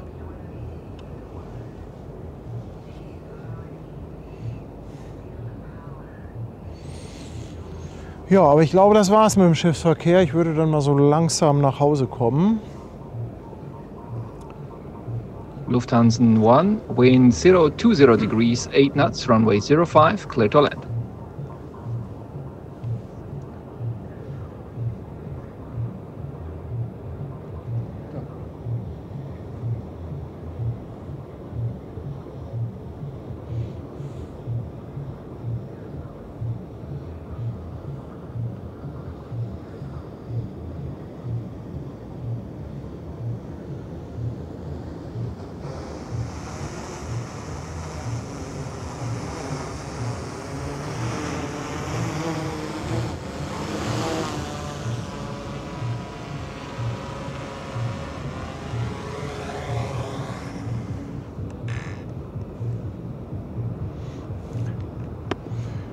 Katrin, danke dir. Auch noch eine verschenkte Mitgliedschaft. Mensch, Leute, ihr seid heute wieder so spendabel. Ganz, ganz dickes Dankeschön. Und Blackbird haut auch noch ein 5er Sub-Paket raus auf Twitch. Dankeschön.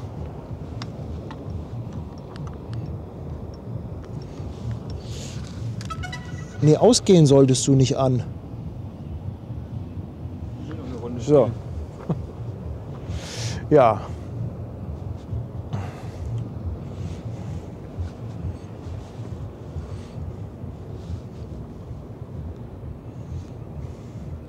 Hier haben wir jetzt aber ein bisschen Gegenlicht. Dann drehe ich die Kamera mal hier so hin. Ich glaube, da geht's besser. Kurz gucken. Ich glaube, hier bin ich gut zu sehen.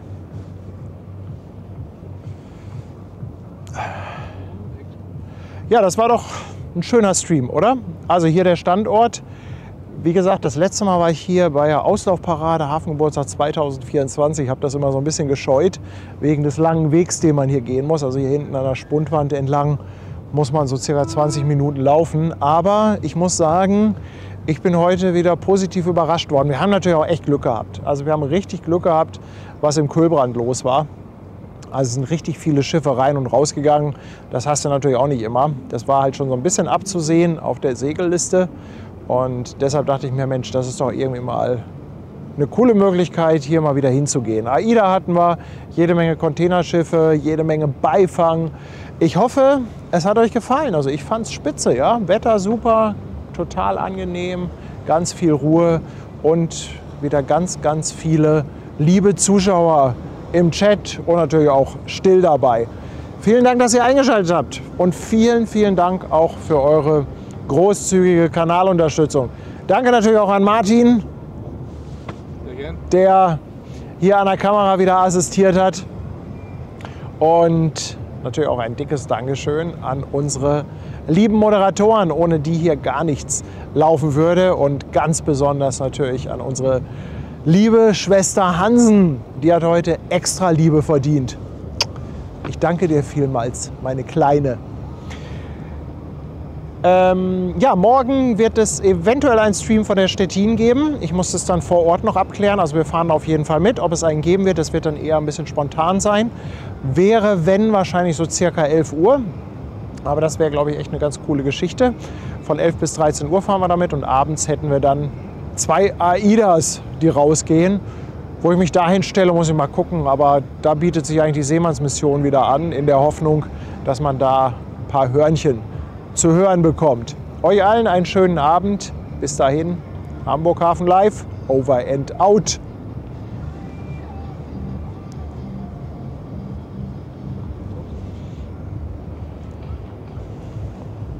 glaube, da war ich zu früh.